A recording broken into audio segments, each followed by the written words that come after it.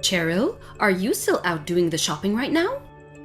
I just wanted to let you know that I would really love it if we could have some fish for dinner. Would you be a dear and make sure to buy some fresh swordfish for dinner while you're out? Hey Melissa, I'm really sorry to say, but I'm actually not feeling so good. I haven't even left to do the shopping. I've just been resting in bed all day. Oh, I see. Did you catch a cold or something like that?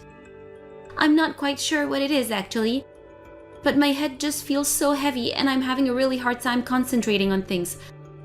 But I don't have a fever, so I don't think that it's a cold. I see. Well, it sounds to me like it could be menopause. Do you really think that that's what it could be? I do actually. I'm sure of it now. I remember that I was around your age when I was going through it. Well, I guess it could be possible. Either way, I just think that I need to lie down for the day. I really hope you don't mind, but could I ask you to cook dinner tonight? I just don't think I'll be able to any use to anyone like this. Ah, darn, I really did want swordfish for dinner. Well, how about we just ask Sally to pick some up for us on her way home for school? I really wonder if it would be worth asking her. I feel like she's been getting home from school later and later, not to mention the fact that she hates helping out around the house and never offers a hand. I'm not sure if that's totally fair. I think she does help out every now and then. Are we talking about the same girl, as in your daughter, my granddaughter? I don't think I've ever seen her do any kind of work around the house. And ever since she started high school, she's gotten into dyeing her hair and listening to the rock music. I just don't know what is happening to the kids to the world these days. It's sad the direction our society is headed. I really don't think those are necessarily bad things in themselves. I mean, it's not like she has a uniform or any rules against dyeing her hair. And besides, the kinds of music people listen to are always changing. I think she's just finding herself. But she's only in high school. You can't really trust someone that age to know what's best for them, right? And don't you worry about what the neighbors think seeing her like that?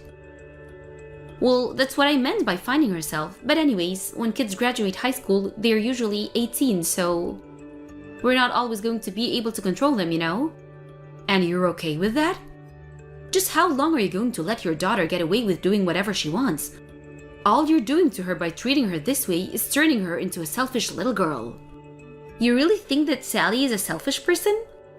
Of course I do. Whenever I talk to her, she always sounds like she's trying to start a fight. Not only that, but she called me an old hag the other day. Oh my, I see. Well, if that's the case, then I'll make sure to have a long talk with her about using that kind of language. You need to do more than that.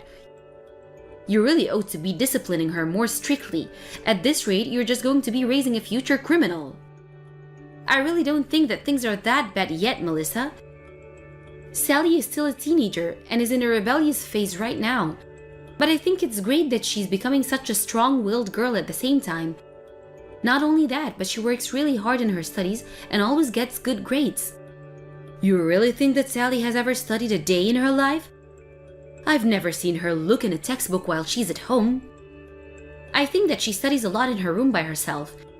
And other days, I know that she goes to the library to study after school as well. Maybe that's why she's been coming home late. I'm not sure if it's right to judge someone based on what they're not doing just because you don't see it. So you're telling me you really think she's coming home late after studying? Cheryl, do you really think that's true? Then I have some beachfront property to sell you in Kansas. That girl is out there causing havoc and raising hell. I'm sure of it. How can you be so sure though? You said yourself you haven't actually seen her do any of these things. Open your eyes. You know what girls her age can be like? What if some boy knocks her up or something? You really need to be more worried about these kinds of things. I understand that, I really do. But I also know my daughter and trust her to make the right decisions. It really is sad that you can't see the way she's lying to you. Anyways, I know you said you're not feeling good, but the least you can do is toss the laundry in the washing machine. I won't be getting home until quite late tonight. Right, of course. I'll try and get that done.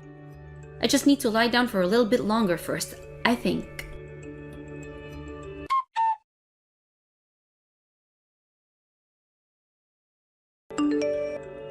Cheryl, just when are you finally going to get back there?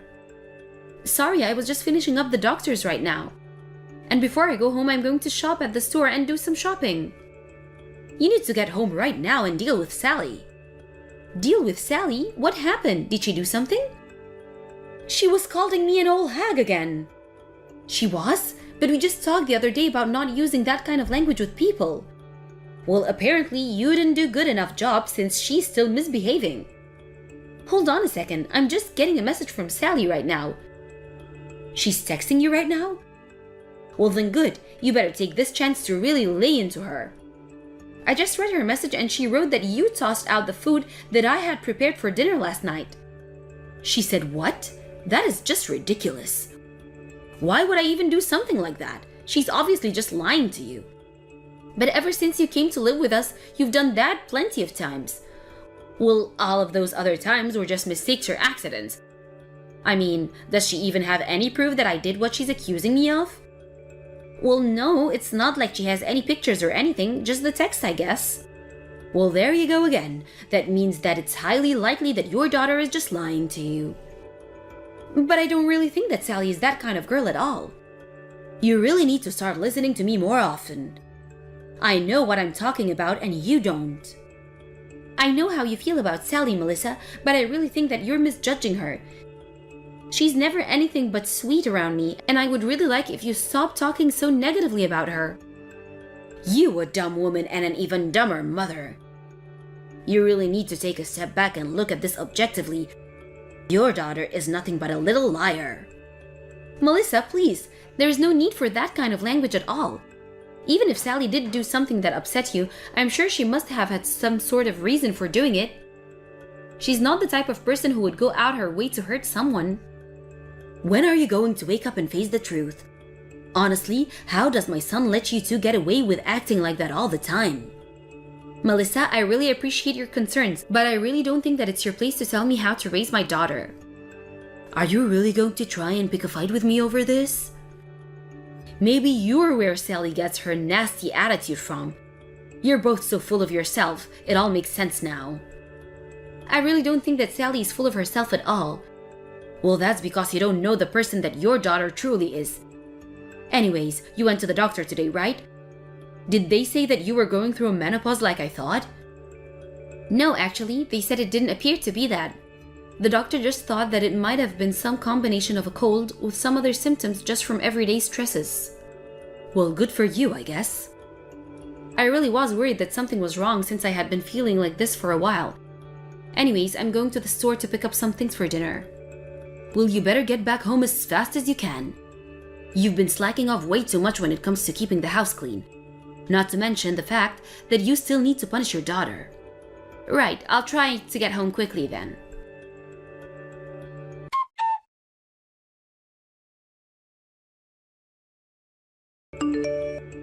Hi, honey.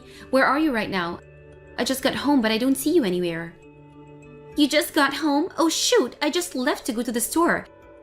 I guess we must have passed each other or something. But what in the world happened here? I got home and your grandmother was lying on the floor covered in bruises. She said that you jumped on her back and were hitting her. Oh yeah, that's right, I did that. She kept screaming for help. It was pretty funny, to be honest. Sally, why would you do something like that? What did your grandmother do that could have possibly provoked that? I really don't think that it's something to joke about. I only gave that old hag what she had coming. So don't expect me to apologize because I won't do it. Sally, you can't talk about your grandmother that way and you certainly can't hit her. I'm very disappointed in you. For sure. Anyways, how are you feeling today? Any better? Are you asking about my condition? Well, I guess I'm feeling fine, thanks. I take that you still haven't had your afternoon tea then. I know you use that little tea infuser thing to have that special tea you like.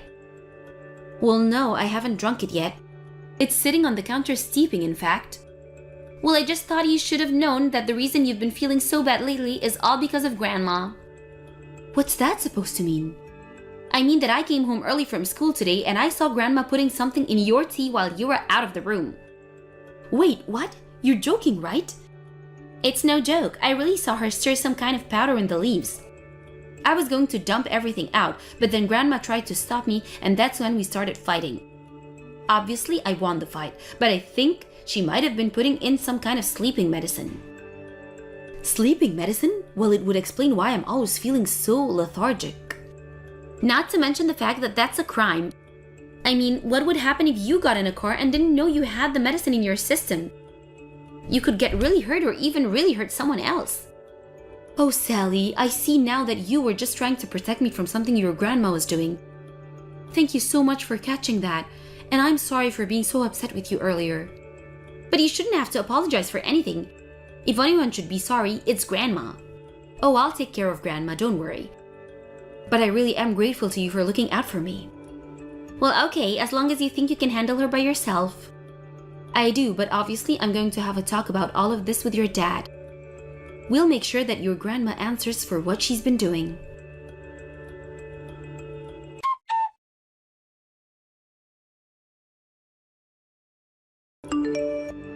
Cheryl, you have got some nerve. Do you know that? Do you really think that this is any way to treat your own mother-in-law? You being my mother-in-law doesn't change the fact about what you were doing. Did you really think I would just let you get away with this? If anything, you should be grateful that we stopped at kicking you out of the house. You mean that you really don't see a problem with kicking a poor old woman out of her house? How can you just throw me out on the streets like that? It isn't just me. Even your own son agreed that it was for the best. You were literally drugging my tea and you expect me to do nothing about it? There's no way that I can live with someone who would do that. But you forced me to pack my bags and leave. I don't have anywhere to go. You should have thought about that before doing what you did. Are you really going to try and make yourself the victim in all of this? You came to us asking for the place to live and we let you in. If you really couldn't see this coming as a result of what you were doing, then that's on you. But you don't have any proof of any of this. It's just Sally's word against mine, right? And you know how much that girl hates me, so of course, she would lie about that. I just don't think she's the kind of person that you seem to think she is. Yes, she is. She has dyed her hair and she listens to loud music. Do you really think that anyone who does that can be a good person? And just what kind of mother even lets her daughter go around like that? I'll just go to the police and report the assault that Sally did to me. What do you think about that? You're more than welcome to go to the police. But I think the only person who would get in trouble is you. And just why do you think that, huh? You don't have any proof of things that you're accusing me of. Whereas I have the bruises that Sally left me. Clearly, they would have no choice but to believe me. Okay then, if you really feel that way, go ahead and tell the police. I won't do anything to stop you. You'll see. Sally will get kicked out of school. This will ruin her life. Okay then, you keep talking and talk. Now go walk the walk. But I'm just warning you that Sally does actually have footage of you putting the sleeping medicine in my tea. So I would stop accusing her of lying at the very least. Wait, what? Yes. When she walked through the door when she got home, she was on her phone and switched to the camera to record you. So I'm afraid that we do actually have evidence of what you did. Would you still like to go to the police? But I could be doing anything in the video. How could the cops even know what is it that I was doing to your tea? Do you really want to test that out? Well, let's try a different example. Say that I were to go to the police because I got stabbed, okay? And what if the only evidence I had was of some crazy person in my off waving around a knife moments before I was injured? Is it the footage of the person committing the crime itself? No, but it's quite incriminating nonetheless. You really think that that's how the police would see it? I'm just asking you to think about the bigger picture here. Sally stepped in to stop what you were doing, and she has injuries of herself. You scratched her quite badly, so the police would also have to take that into account. Okay, wait, maybe I did take things just a little too far. But I just thought that you needed to rest.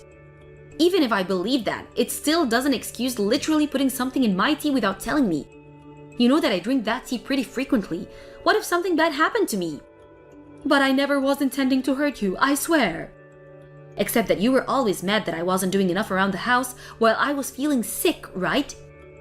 You were saying all kinds of cruel things to me about how a wife needs to keep her health so that she can take care of her family. You tried to pin so much of me when nothing was my fault. I just had no idea that it was the medicine making you feel that way. You know, when I went to the doctor's office, they asked me if I was on any medication, and I said that I wasn't. I even told you about that when I got home, but you knew the whole time that that wasn't true. It was just a prank, really. Well, I think that it was one taken way too far. I mean, what if I left the house in my car? I could have gotten into an accident or killed someone. What would be the point of the prank then? Please, Cheryl, I'm so sorry. I just didn't think that far ahead. It's really not that far to jump and make. But anyways, I refuse to live under the same roof as you anymore. But what am I supposed to do? Where am I supposed to live? I can't just be out on here on my own. You're my family. You have to take care of me. You have your retirement money. You'll just have to be careful about saving and spending it. Besides, you're still a young lady. You can always find a job if you need. You can't be serious. I deserve to have a quiet retirement. I shouldn't have to work. I'm afraid that you really should have thought about that before you did what you did. Please, I promise to never do it again. You have to forgive me. Actually, I really don't. You did something horrible and now you're paying for it. Don't ever come near me again.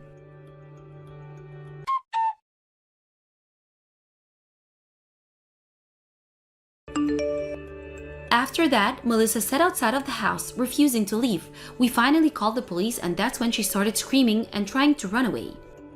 By the time the next morning came around, all of Melissa's belongings were gone from our front yard. I have no idea where she ran off, but when she was finally caught, the police let her off with a stern warning and made her promise to stay away from our house. I hear that now she's living in a tiny apartment all by herself. She tried reaching out to my husband and I and complained about how hard her life was and how she was always in need of money, but we ignored her calls for help. I don't think we'll ever see her again until her funeral. As for my family, things settled down quite a bit after Melissa left. Sally is getting ready for her senior year in high school and still getting good grades. Obviously, there are times when I need to rein in her rebellious attitude, but I'm very happy knowing that I have such a mature and trustworthy daughter. I still think that it's very sad how everything went down the way that it did. I really thought that Melissa and I were getting along so well. There were times when I thought she could be a bit overbearing, but I always understood. It was just her being a concerned mother and grandmother. I would have never ever dreamed that she could have been capable of what she did to me. Another person I feel quite badly for over how all of this happened is my husband. When his mom asked if she could come live with us, I was a little apprehensive at first. He was the one who talked to me into allowing Melissa to be with us. After he found out what she was doing to me, he apologized for never noticing and clearly felt very guilty about it all. I told him that he had no way of knowing that his mom would act that way. Still, I think it may take some time for him to overcome that, on top of cutting his mom out of our lives. Thankfully though, I'm glad that I trusted my instinct and had faith in the person that I knew my daughter really was deep down. And if it wasn't for Sally's bravery in confronting her grandma, who knows what might have happened. I never wanted my daughter to go through something like that. But I'm much less worried about her ability to take care of herself now. Hey, Vanessa. How are you feeling? Any better? Yeah, I feel way better after getting some sleep. Sorry you had to make your own breakfast this morning. I was really hoping I'd feel up to wrestling you something up. But I just didn't have the energy. Oh, it's nothing, really. Leave supper to me as well. Your number one priority right now should be resting up to the max. No way. I can't let you do everything again. You cooked last night's supper too. I genuinely do feel better now. I think it'd do me good to get back into my cooking routine. Really? You were as white as a sheet all day yesterday. You could barely keep any food down. Are you sure you can recover from that with one night's sleep? I think you should get checked out by a doctor just to be safe. It's probably just summer fatigue. It's been scorching hot lately. I think I've been stressed out emotionally too. It's hard to imagine that not being a factor. I read an article the other day that said your thoughts can make you sick, and my mind has been on overdrive lately. Really? You've never mentioned this before. What's wrong? Listen, Tim. It's about Tilly. My mum? Yes. What about her? Do you promise not to tell her anything about what I'm about to tell you? Of course. Okay, well, the thing is, she's bullying me. I've been so emotionally distressed over it all. I barely recognize myself anymore. I think that's partly why I got ill. What? My mum's been bullying you? No way. Are you joking? Surely my mum's the last person who would bully anyone. Don't you believe me? It's not that, it's just surprising. I always thought of my mum as one of the most trustworthy and sincere people in my life. Would she do that? But she even stepped in back when her aunt was bullying her daughter-in-law. She always gets so fiery and impassioned when she sees injustice that she can't keep her mouth shut. It's gotten her into trouble more than once. I never had her down as the underhanded type. It's hard to imagine, that's all. But if you say she's bullying you... Who knows? Maybe she is nice to other people's daughter-in-laws. But she obviously sees me differently. She must feel she has more of a right to do as she pleases with me because I'm her eldest son's wife. You always hear about people who seem as nice as pie being mean to people behind the scenes, right? Want a prime example? Just think about serial killers. They always seem normal. They're always the nicest guy you could ever hope to meet. It's not like I'm saying your mom's a serial killer, but it's the same principle, you know? There are two sides to everyone. I guess I see your point. I knew it. You don't believe me, do you? No. It's not that I don't believe you, it's just that I'm kind of overwhelmed with shock. She's my mum. I'm not stupid, Tim. I know what that means. You think I might be telling the truth, but you're not sure. I can't believe it. You think I'm lying after I finally plucked up the courage to tell you. I wish I never said anything. No, I'm sorry. I'm pleased you told me. I don't think you're lying at all. I believe you, I promise. So what exactly has she been doing to you? You know, the kind of stuff you usually hear about mother-in-laws doing to their sons' wives. First of all, there's a passive aggression. It's like she has the little sigh of disappointment she lets out every time I say or do anything. I can't tell you how much even that alone wears me down. Then she's always making these cruel little digs at me that she plays off as jokes or teasing when she can tell I'm upset. Remember when she came to drop all those vegetables off at our place the other day? Yeah, I think so. She came when I was at work, right? Even when she's doing something nice, she can't help but get some snarky little comment in. She said she brought those vegetables over because she knew my cooking probably wasn't up to standard. She slammed them down on the table right in front of me and ordered me to start cooking healthier meals for you. It wasn't just that day either. That's just one of many examples. This has been going on for a long time. Oh my god. I had no idea. I'm so sorry for not noticing. It's okay, sweetie. I don't hold it against you. She's crafty. She only does it when no one is around. Besides, it's not like I can't tolerate it. I made it this far. It's just that I was hoping we could figure out some way for me to stop seeing her, 'cause it really is starting to take its toll now. It's Thanksgiving soon, and to be honest, I'm dreading it. The thought alone keeps me awake at night. You're right. The plan was for us all to go over to her place for dinner. Don't worry, I'll tell her you have urgent business and won't be able to make it. Really? Are you sure you don't mind? It's only normal you wouldn't want to see her if she's been treating you like that. Thank you for understanding, sweetie.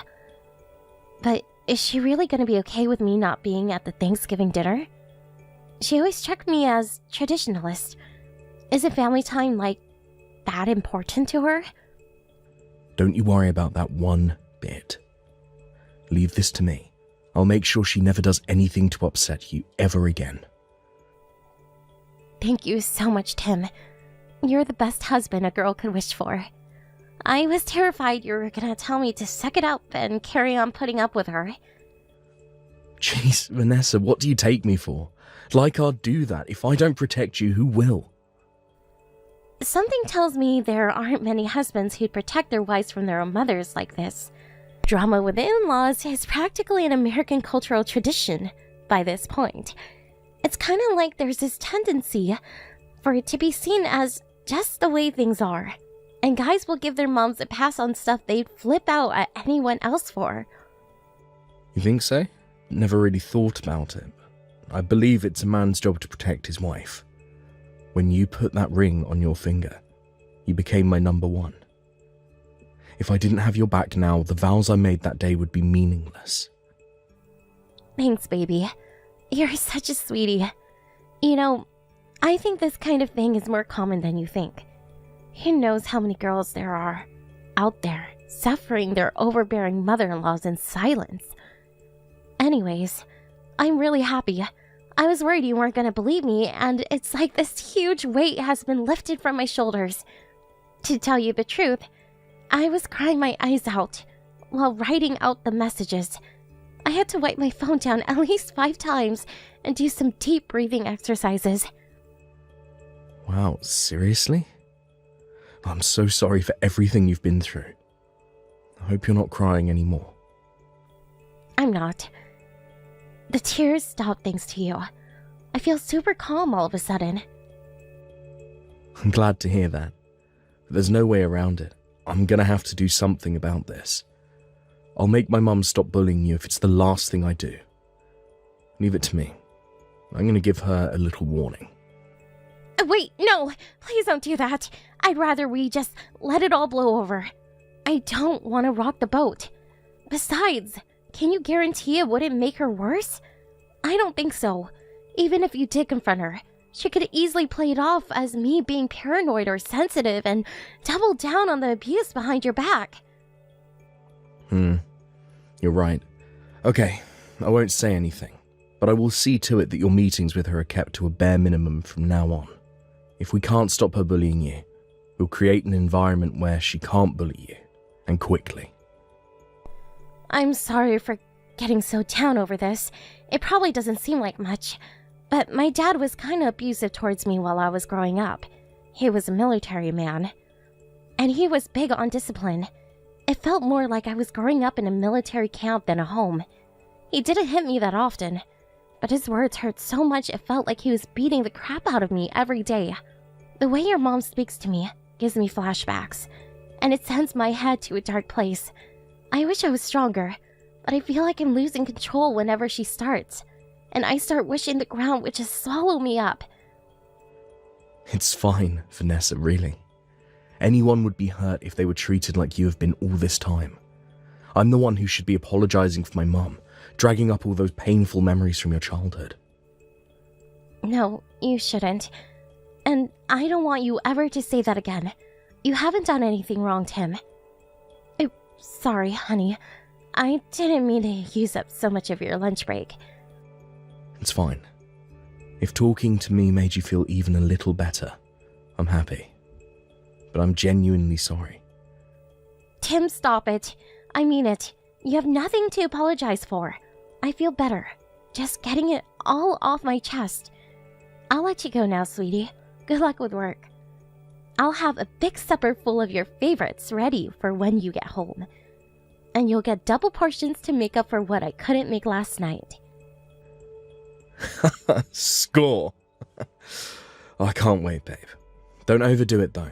If you're not feeling up to it yet, I'm more than happy to make something myself.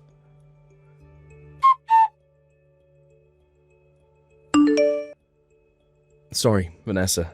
I won't be needing any supper tonight. Huh? Why? Are you going out drinking with your buddies or something?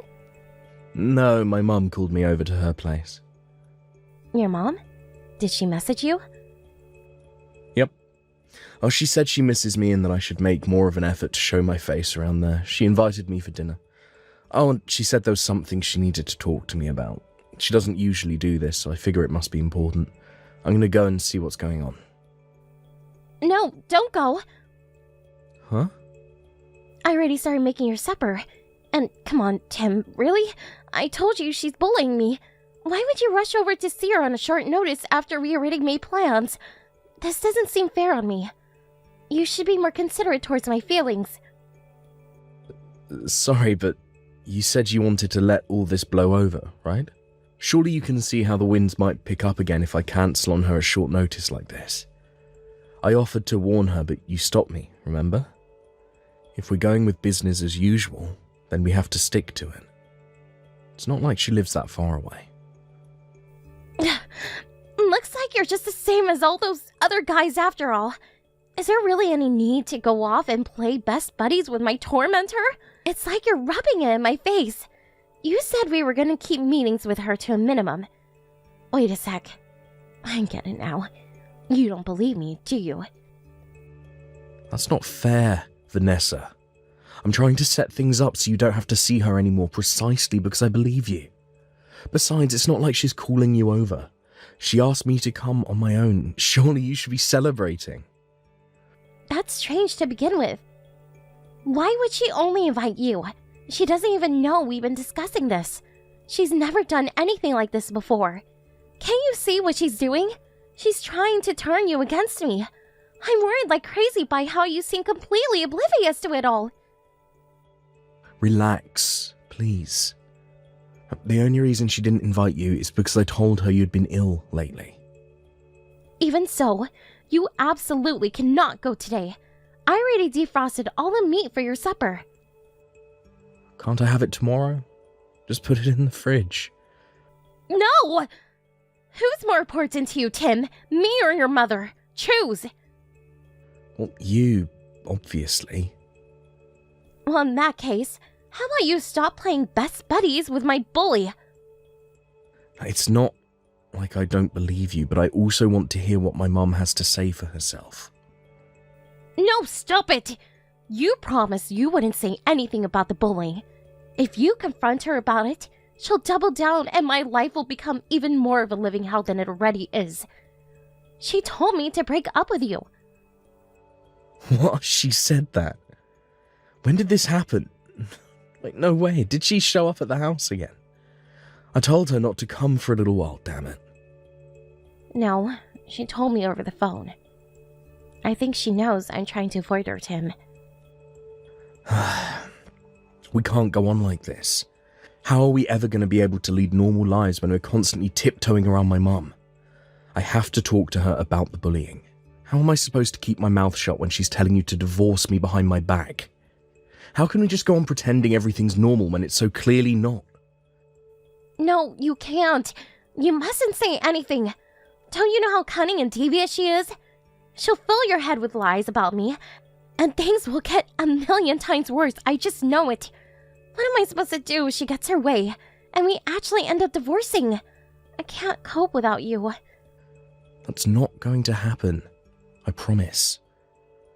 Please, Tim, I'm begging you. Never see your mom again. You'll do what I say if you mean it when you say I'm more important to you than her. Do not go to your mom's house. Vanessa, you need to calm down. After everything she's done to me, I wouldn't forgive her, even if she apologized. I never want to see her again. You're well within your rights to feel that way. It's only normal after the way she treated you. How can you say that and then drop our plans as soon as she snaps her fingers? You're a walking contradiction. What? You're coming straight home from work and that's final. I won't take no for an answer. If you go to your mom's house, we're getting a divorce. A divorce? What the hell? If you go to your mom's house tonight, I'll take that as an admission that she's more important to you than me. Why would I want to stay married to someone who sides with my bully over me? If I'm not your number one, I want out. Fine.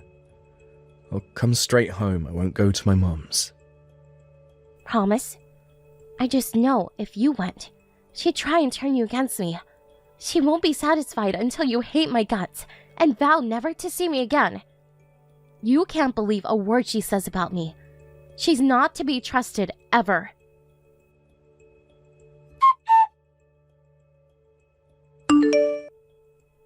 Tim, are you able to make it tonight, dear? I'm sorry to do this on such short notice, but there's a matter of urgent importance I need to discuss with you as soon as possible. I'm sorry, Mum. I have overtime again today. I'm sorry to hear that.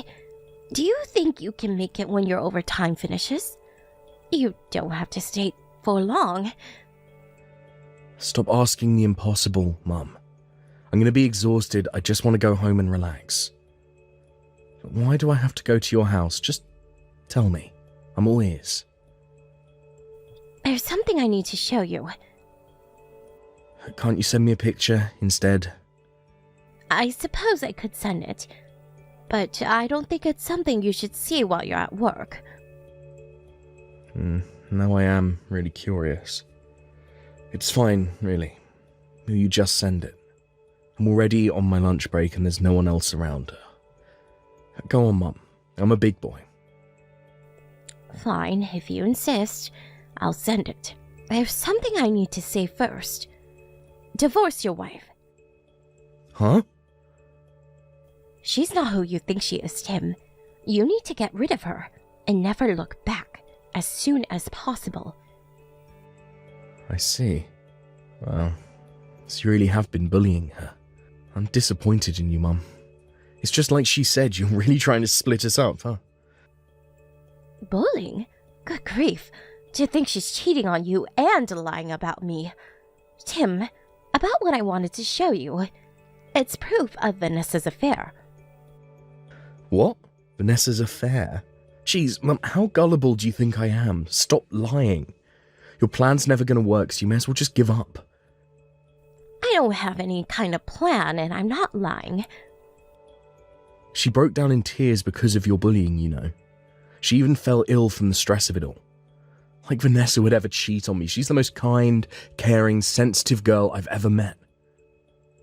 Vanessa fell ill through stress from bullying her? When was this? About 2 weeks ago. Are you sure it wasn't from the stress of me finding out about the affair? The timing adds up. She turned as white as a sheet and hightailed it out of there like lightning. I've never seen someone run so fast. Hightailed it out of where? What are you talking about? I saw her by coincidence while I was on my way home from lunch with a friend a couple of weeks ago. She was going into a hotel holding hands with some man I've never seen before. No way. I just told you I had proof, didn't I? I waited outside the hotel for them to come out with my friend for 3 hours. When they did, I went to go confront her, and the pair of them bolted down the street like a pair of Olympic sprinters. When I say I prove, I mean we caught the whole thing on video. My friend recorded them leaving the hotel, the confrontation, and the escape from start to finish. Oh my god. This can't be happening. What? Why didn't you tell me sooner? Because I thought she'd tell you what had happened straight away out of worry I'd get to you first. I also wanted to hear her side of the story before I went sticking my nose in.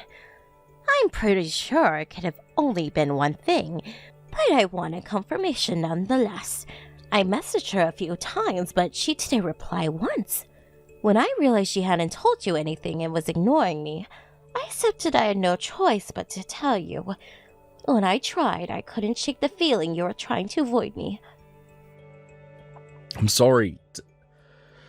To tell you the truth, I had been intentionally keeping my distance ever since she told me you were bullying her. I thought as much. She must have thought you'd never find out if she could keep you away from me. I also got the impression she was in a panic she didn't notice my friend recording. It looks like I was right. She has no idea I have proof of what I saw. Tim, are you okay? Yeah. I wasn't sure if I should tell you. This has been the only thing on my mind since I saw her that day. I know how much you love that girl. I was scared you might faint from the shock of it all when I told you. I still haven't seen the video. There's still a part of me that doesn't believe it. Wake up and smell the coffee, son. You can't go on burying your head in the sand forever. Get ready. I'm sending it. Make sure you sit down somewhere quiet to watch it. Once you've seen it all and calmed down, I want you to message me again and tell me what you think. I want you to know I'll be here to support you no matter what you decide to do. I'm here to talk whenever you need me. Get ready to do some serious thinking about your future. Got it. So I'm sorry for everything, Mum. I'm the biggest idiot. Don't ever say anything like that again. I'm very proud of you for your honest, trusting nature. That backstabbing liar took advantage of it, that's all.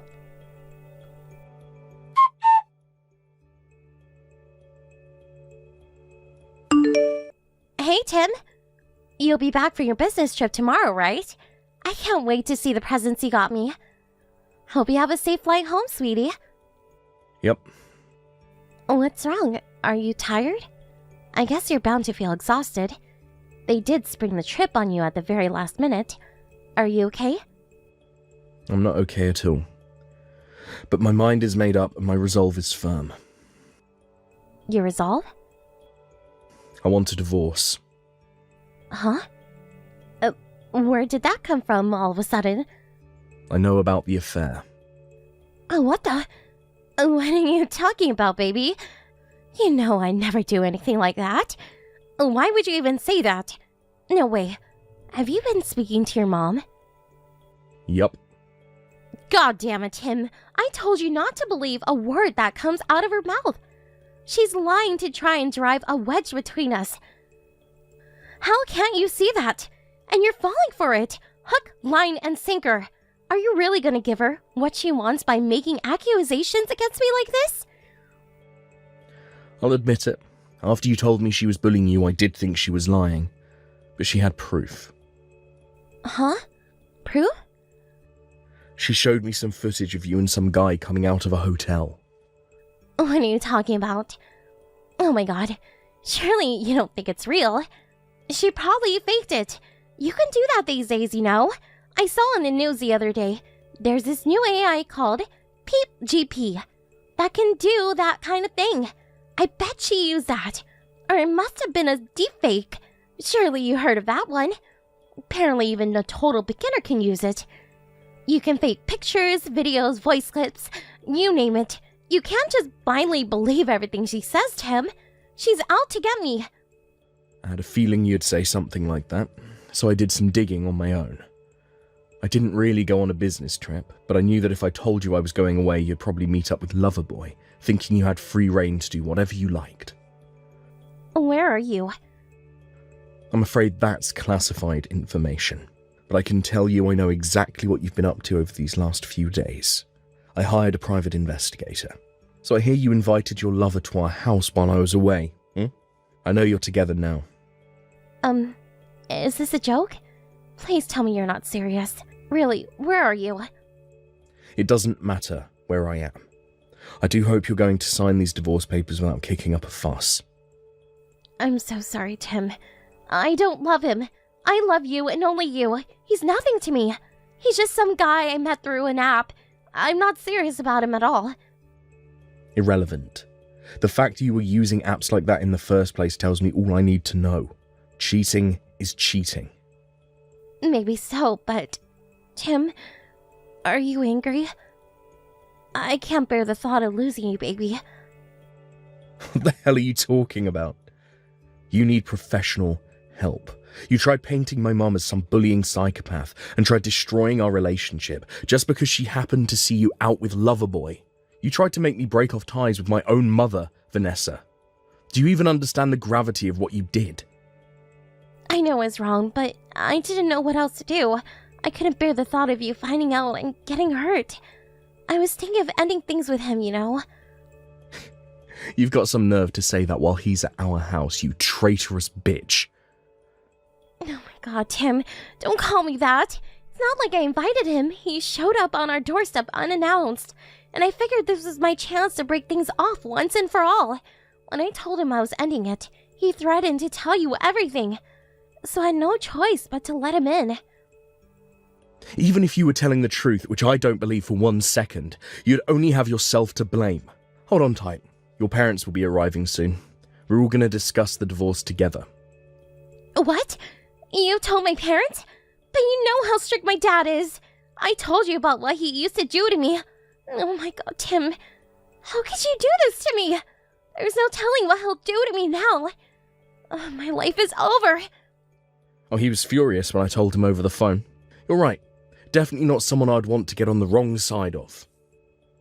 Stop it! Call him off. Call both of them off. Tell them this has all been a big misunderstanding, please. There's nothing to be gained from discussing this with them. He'll beat the living daylights of me. I don't care. All I care about is that you sign these divorce papers and get the hell out of my life forever. If your dad has to force you to sign them under threat of violence, so be it. What happened to you, Tim? You used to be so kind.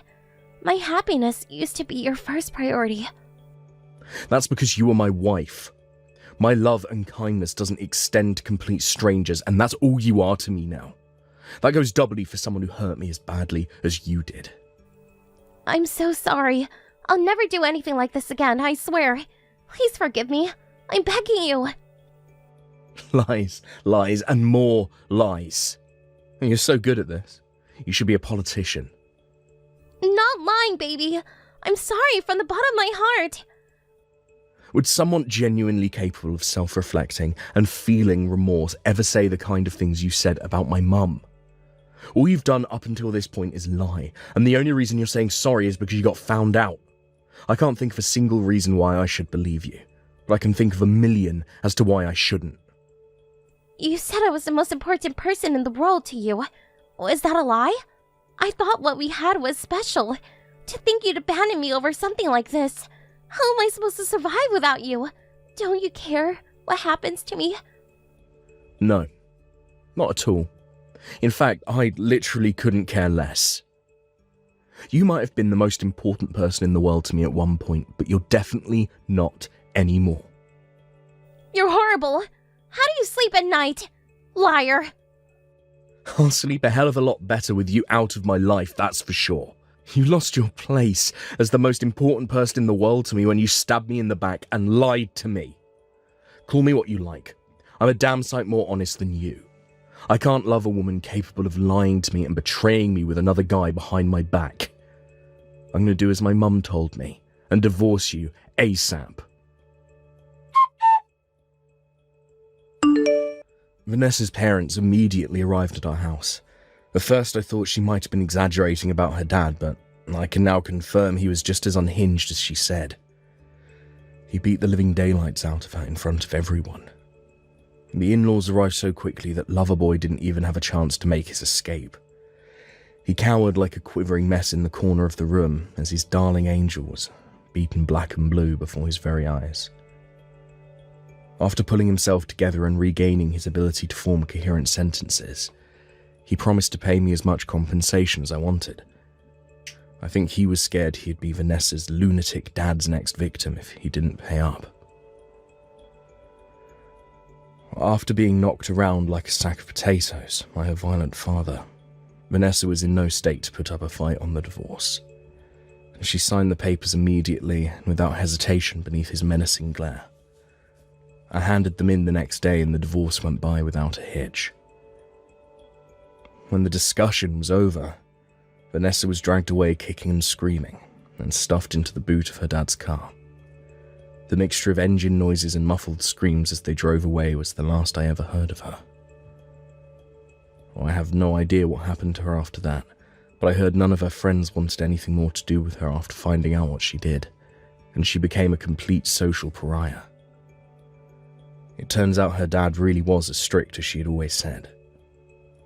I can't say I was comfortable with him beating her like that, and if I'm honest, I think he went too far. That said, it can't be denied his disciplinary methods are effective, because I've never seen anyone sign anything so fast. Her parents are also the types who take great pride in their public image, so it's hard to imagine them letting their wayward daughter have free reign of their neighbourhood, where she'd be free to mingle with the locals and start rumours.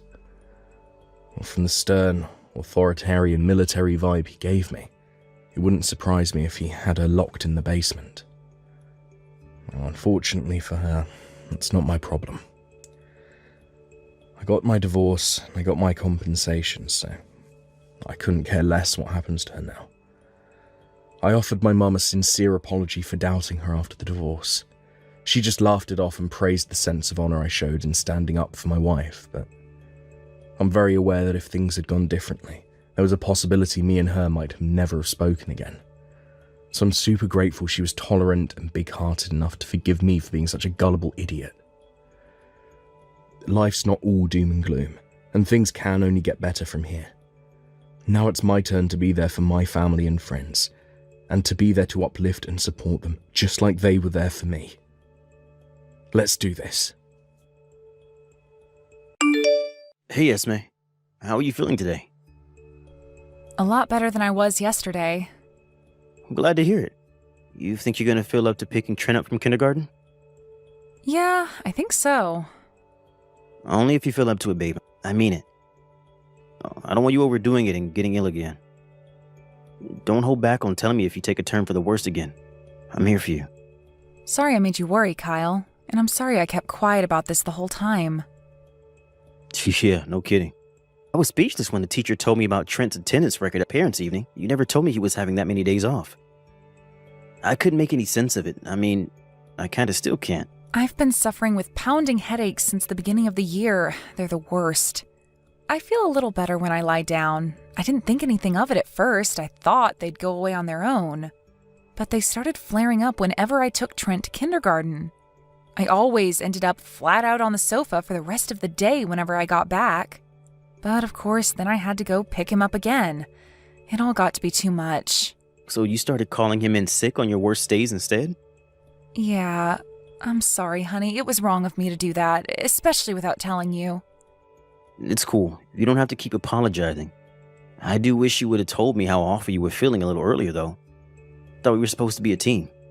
Sure, I get that, but it's not like I knew what was wrong with me. I just had these mystery headaches.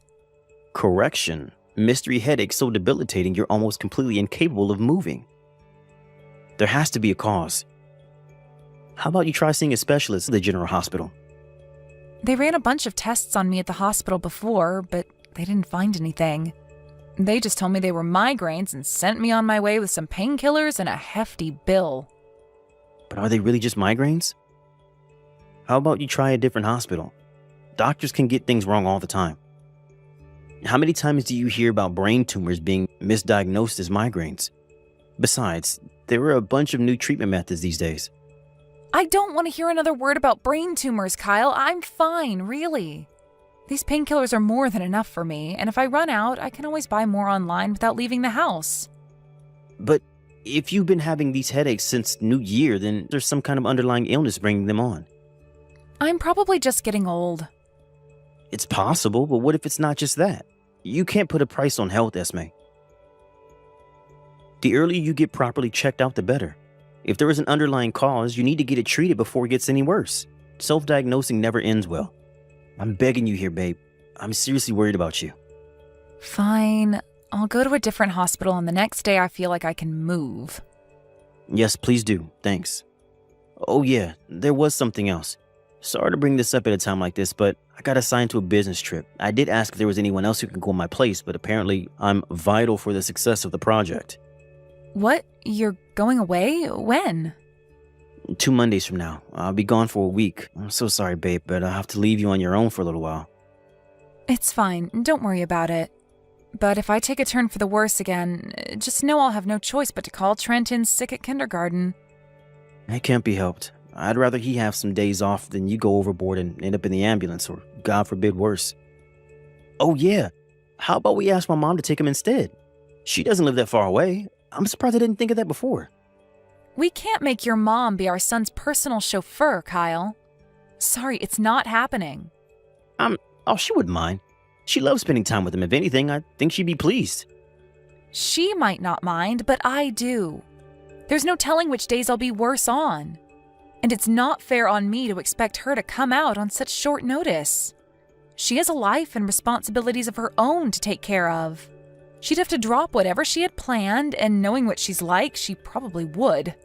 I can't have that on my conscience. I understand all that, babe, but it's only a week. It won't be that much of a burden on her. I'll be back before you know it. It's not happening. Please, just drop it. I don't want to cause your mom any trouble. Fine. So we'll leave my mom out of it, but I want you to tell me if anything's wrong while I'm away. Don't worry, honey, I will. And if I'm so unwell that I'm not even capable of looking after him, I might ask your mom to take care of him for a little while, but only if she's not doing anything. But that's the emergency option. If I have to inconvenience her, I want to keep it to a bare minimum. Got it. Thank you. It's my fault, I know. So you wouldn't have to worry about any of this if not for the business trip.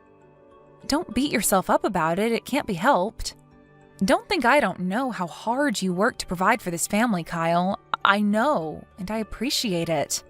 On top of that, you even help out with the housework when you're around the house. You have no idea how helpful you are.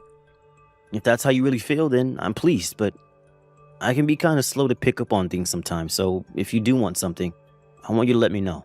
I'll do whatever I can, whenever I can. Thanks, honey. I have everything I need for the time being. The hospital's close by, too, so you really have nothing to worry about.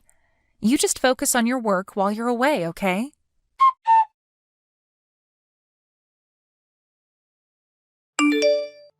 Hey, Esme, I'll be a little late getting home today. That's not like you. Is this to do with your business trip next week? Yep, you guessed it. The boss says he needs to brief me on the project before I leave. I don't think I should be too late. Maybe just an extra 30 to 60 minutes. I'll be back before Trent goes to bed. Okay, honey. Got it. Oh yeah, I forgot to mention, you seem to be doing a lot better lately. You noticed as well? I tried a different hospital like you suggested, and the new medicine they gave me seems to be working wonders. I can't say whether it's that for sure, but you're not wrong. I feel so much better. Really? I knew you seemed different. I'm so pleased to hear that, babe. The timing couldn't be better with me just getting ready to go away. No kidding. I think I feel, dare I say it, back to normal. This is all thanks to you suggesting I try out a different hospital. Thank you. I guess you won't have to rely on your mom for anything while I'm away on business now then. It seems so. Don't get me wrong, I know I'm not out of the woods yet, so I don't want to get complacent. I could still end up needing her if the migraines come back, but as things stand, things look good. Fingers crossed. Oh yeah, I forgot to tell you, but my mom told me she saw you the other day. She did? Where? At the mall outlet in the suburbs. Did you go out? Oh, yes. The hospital I went to is in the same area. It's a 5-minute walk from the outlet. I thought I may as well pass through for some window shopping since I was there. Oh, I see. You know, I haven't bought any new clothes in years. How about we all head over there as a family for a wardrobe update when I'm back from my business trip? That sounds great. I wasn't feeling my best, so I didn't stop to see much. That's strange, though. I thought your mom would have said hi to me if she saw me around town. She only saw you driving out of the car park. She was in her friend's car herself, so she didn't get a chance to say hi. Well, that explains it. Oh, would you look at the time? Sorry, sweetie. It's Trent's supper time. Gotta go. All right, no worries. I'm gonna head back to work. Okay, good luck with the briefing. Drive home safe.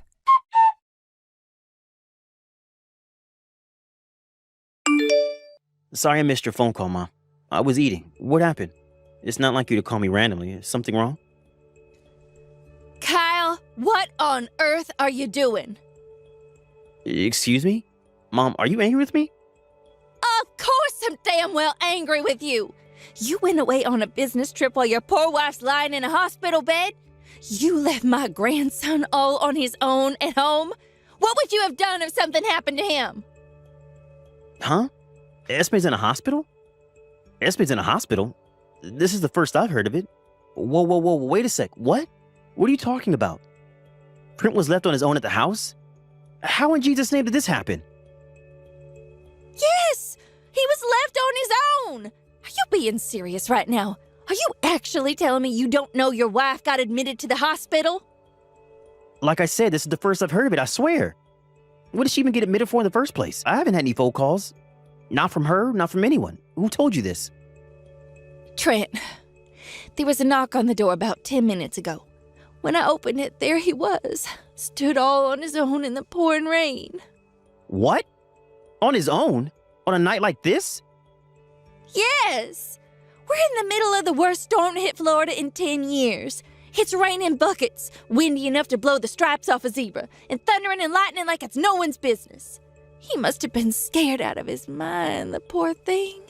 He was soaking wet through and shivering like a crack addict. He said he came over in spite of the storm because he couldn't sleep on his own. What? When I asked him what happened, he said you were away on a business trip and his mom was in the hospital. I couldn't believe what I was hearing. To think that you'd leave your 5-year-old son home alone. I didn't raise you like this. You have no idea how furious I am with you, Kyle. Why didn't you get in touch with me? I would have had him. Oh, listen, I'm willing to give you the benefit of the doubt. It does seem like you really didn't know anything. Do you have any ideas what might be going on here?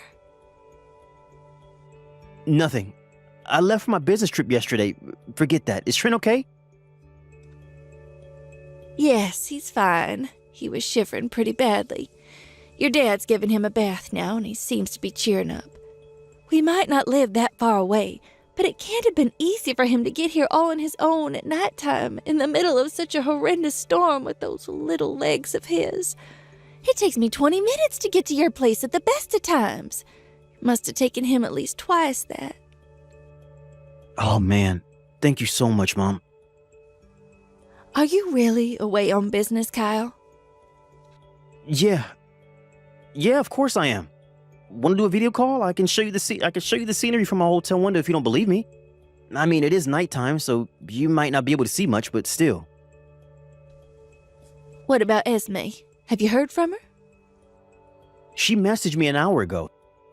She said Trent was so fried from playing all day at kindergarten he was fast asleep on the sofa. Did she now? Oh, this makes no sense. Trent says his mother was gone for ages. Gone for ages? He says she went out and didn't come back. Surely this can only mean that she's lying. Lying? But she had been suffering from killer migraines lately. Granted, she said she felt better after going to a different hospital and trying out some new medicine. But there is a chance she really did get admitted to the hospital. Leaving Trent on his own, without so much as a word to you? Oh, wake up and smell the coffee, Kyle. There's no way in a million years she'd do that if she was telling the truth. You're right. Sorry, Mom. I'm not thinking straight right now. Face it. Your wife left your boy home alone, and she's lying through her teeth about it. That's the undeniable truth. He wouldn't show up on his own on my doorstep in the middle of a raging storm if it wasn't. Now that you mention it, Esme messaged me earlier saying she hung a load of laundry outside because it was bright sunshine today. More lies. It's been raining cats and dogs since noon. We did get a spot of sunshine first thing this morning, but things went south quickly when the storm hit. Which means Trent's been on his own at least since noon today? You might think this is an unusual time for me to bring this up, but remember how I told you I saw Esme at that mall outlet in the suburbs the other week? Yeah? Well, when I did, there was something off about her. Something's off about her. How to put this? I got the impression that she was dolling herself up. You know, making more of an effort with her appearance than usual. She looked different to how I'm used to seeing her. I didn't mention it at the time because I didn't feel like it was my place. And for all I knew, she dressed like that all the time around you. After all, we don't see each other much, right? But now this has happened. I feel like it's at least worth mentioning. You might wonder what I'm getting at with this, but maybe, just maybe, do you think it might have something to do with why she left Trent unsupervised at the house? You mean she went out to meet another guy? Listen, Kyle, the last thing I want to do is cast doubt on your wife. But at the same time, this isn't normal. And taking everything into account, I'm not sure how else to explain what's going on. It's just a possibility, but I think you should at least consider it. She said she was on her way back from the hospital that day you saw her at the mall. No, you're right. This ain't normal. No, you're right. This ain't normal at all. I'm coming home. Can you do that? What about your business trip? I came by car and it's not like I'm super far away. I should be back sometime in the middle of the night. My coworkers would just have to do their best to cover my jobs while I'm gone. This is an emergency. Hopefully I can make it back before the trip ends. If not, so be it. Okay. Trent's bound to feel a lot better with his dad around. We'll be waiting for you. I'm sorry to trouble you like this, Mom. I'm sure all this drama is the last thing you need on your plate. Don't worry about it. Just make sure you drive safe on the way home. No rushing. That's a direct order from your mother. Whatever happens with Esme, I want you to know that me and your father are on your side, son. Looking after Trent and yourself should be your #1 priority.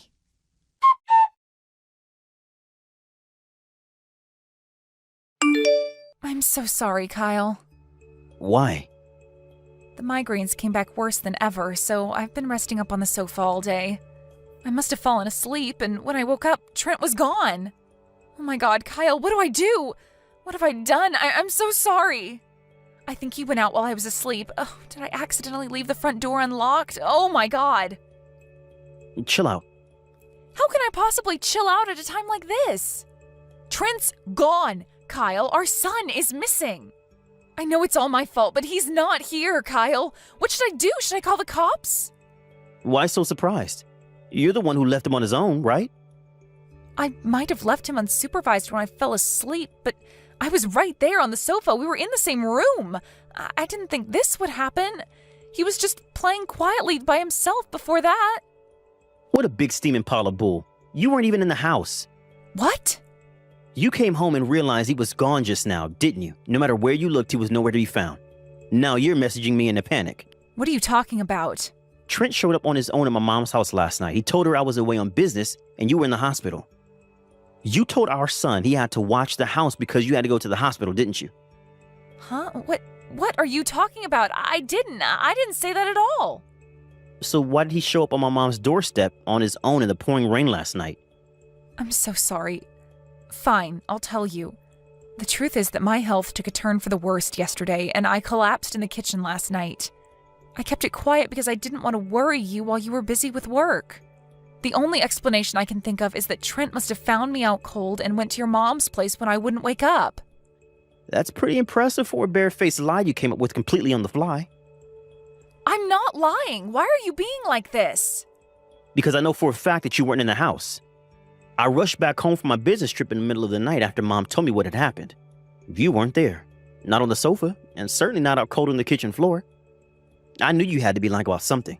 So I enlisted the help of my dad and brother, and we staked out our apartment complex in the middle of the night.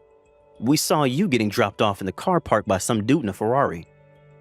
Okay, I admit it. That was me. I'm sorry.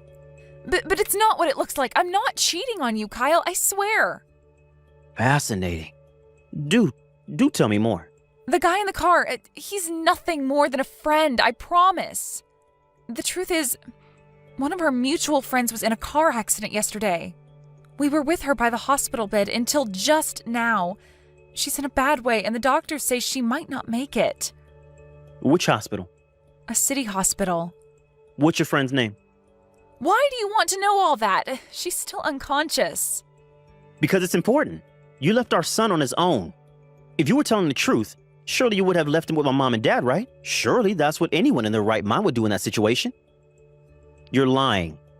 I know that's what I should have done, but I was upset, Kyle. I wasn't thinking straight or acting rationally because one of my best friends was in a serious accident and might die. Don't you understand that? I saw Trent asleep on the sofa and thought he'd be fine. Calling your mom would have taken time, and all I wanted to do was be with my friend. I had to see how she was. You might not know this, but Florida was hit by its worst storm in 10 years yesterday. It was raining buckets, windy enough to blow the stripes off a zebra, and thundering and lightning like it was no one's business. It came around noon, but you told me you were doing the laundry because it was so gorgeous out. It was sunny in the morning. You didn't really mention any rain, though. Not only that, but Trent hates storms. Thunder scares the pants off him and he can't ever go to sleep when it's like that outside. Everything you say is a lie. Remember that new medicine you showed me recently that seemed to miraculously cure your migraines? Well, I looked it up online and apparently it's a famous diet aid. It didn't say anything about headaches. What the hell are you playing at? I'm sorry. Does that mean you admit it? That you're cheating on me with that guy in the Ferrari? I got caught up in the moment. I drank more than I should have. We got talking and, well, I wasn't myself, Kyle. I should never have drunk that much. You got caught up in the moment and came back at lunchtime the next day? We got lost in conversation, and before I knew it... Amazing. You still insist on lying, even when your lover boy admits it. What? After you got out of the car, me, my dad, and my brother followed him home, confronted him outside his house. He got real loose-lipped after the three of us surrounded him and pressed him for an explanation. You should have seen the look on his face. He was so terrified. I thought he might wet his pants. I almost felt bad for him. How about you stop lying? The cat's out of the bag. I'm so sorry. I've made a huge mistake. I didn't mean to. It kind of just happened. I'm so sorry, honey. I don't feel anything for him. I swear. I'm looking through your chat logs as we speak. You told him all about how you kept calling Trent in sick at kindergarten because dropping him off and picking him up was so much of a pain in the ass. Turns out you've been meeting up with Mr. Ferrari for seedy trysts during the week while I was at work too. You've been a busy girl. Impressive for someone suffering with killer migraines, huh? I'm so sorry. I promise I'll never see him again. Please forgive me. Like hell will I forgive you? Lying about migraines all the time, making me worry something chronic, all the while you're getting piped by some dude in a Ferrari behind my back. Leaving our 5-year-old son all on his own during the worst storm in 10 years so you can get piped some more. He's not capable of looking after himself. You know full well something awful could have happened to him, but you went anyway. You even luckier nothing happened to him while he was out in the storm on his way to my mom's place. He could have been hit by a car, flying debris, been blown over and banged his head, struck by lightning. It's a miracle he's okay. You have no right to be a mother.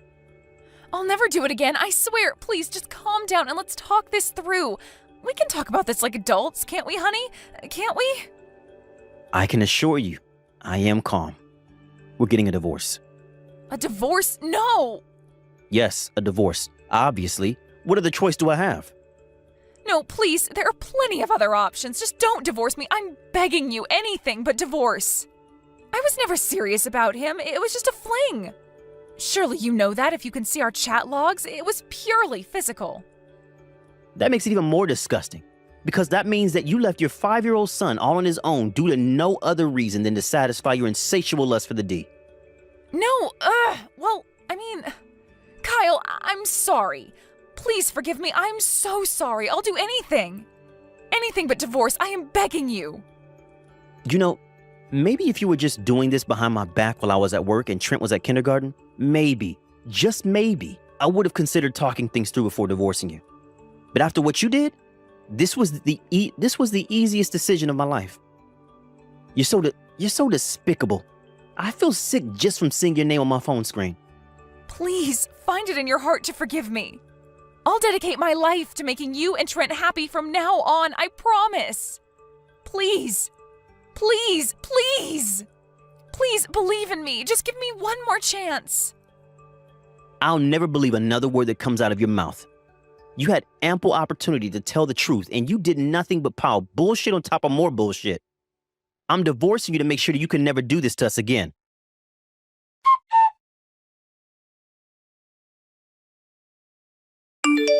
Needless to say, I divorced my wife immediately. She threatened to take full custody of Trent if I went through with it, after the fact that she left him alone to go see her lover came out in court. Esme's parents doted on Trent, and they were beyond livid when they found out what their daughter had done. They came down on her like a ton of bricks before cutting her out of their lives for good.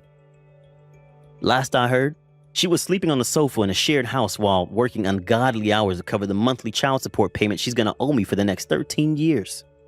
She totally lost it with Loverboy when she found out he told me everything. She was so incensed that she launched a vicious harassment campaign against him after we divorced, which got so out of hand that the police had to get involved.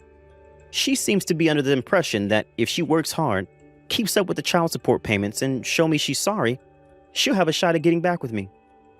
Unfortunately for her, I have no intention of having anything more to do with her as long as I live. I think she'll get the message eventually, but she's obviously mentally unstable, so I hope when she does, she doesn't pull any more crazy stunts that could end up hurting Trent. I hope she uses this as an opportunity to change her ways and becomes a better human being. I'm not holding my breath, though. Me and Trent moved in with my mom and dad after the divorce. It can be a bit hectic at times with all four of us living together, but we're having a blast, and I wouldn't change it for the world. There's always someone around the house for Trent to play with, and he loves it. I was pretty mad at myself for not realizing he was missing out on important opportunities to learn and socialize with friends by being forced to stay off kindergarten by the actions of a selfish mom. What's worse is that he was really upset about it. It's my mission from here on out to ensure that he never has to miss out on things that he enjoys ever again. I'll do whatever it takes to make him happy. At the end of the day, I'm the only one he can truly rely on to protect him. Of course, he has my parents, but they're not as young as they used to be, and it's only natural as his dad. I should be the one ultimately responsible for keeping him safe and watching over him. I'm going to shower him with so much love and affection that he'll probably get bored of it and think I'm embarrassing. Let's face it, with Esme no longer around, I have to love him for two. He doesn't need a mom, because mark my words, I'm going to give him the best childhood a kid could ever have.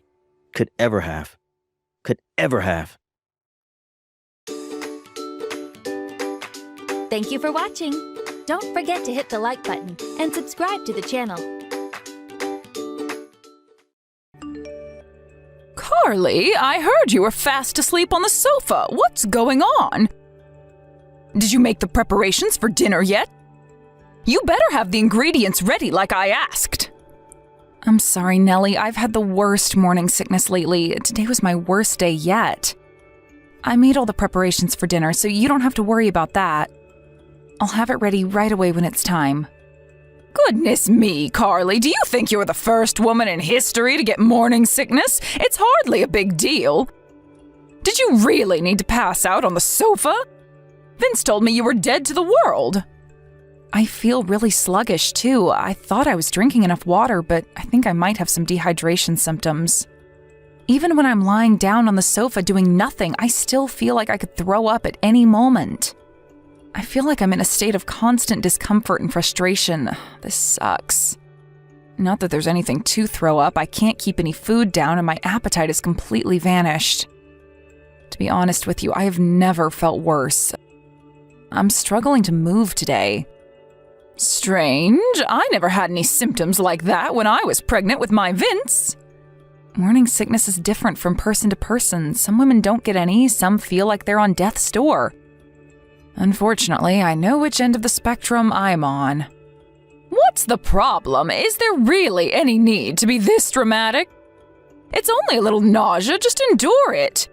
In any case, I really don't think there was any need to go to sleep on the sofa. I hope you don't mind me saying this, dearie, but I don't think you expect enough of yourself sometimes, or how to put this? You're lazy. Yes, that's the word I was looking for. What? What is it, darling? Did you think I was going to be all soppy and sympathetic when you told me you were feeling under the weather? Then you've got another thing coming. I'm not the soft touch my son is, so it's about time you booked your ideas up and got serious. How are you going to look after your baby if you can't even look after this house? It's time to stop neglecting your duties and start acting like a real woman. I really don't think I'm neglecting anything. It looks like you're guilty of your fair share of neglect from where I'm standing, dearie. You know, it's because of women like you that us stay-at-home housewives get a bad name.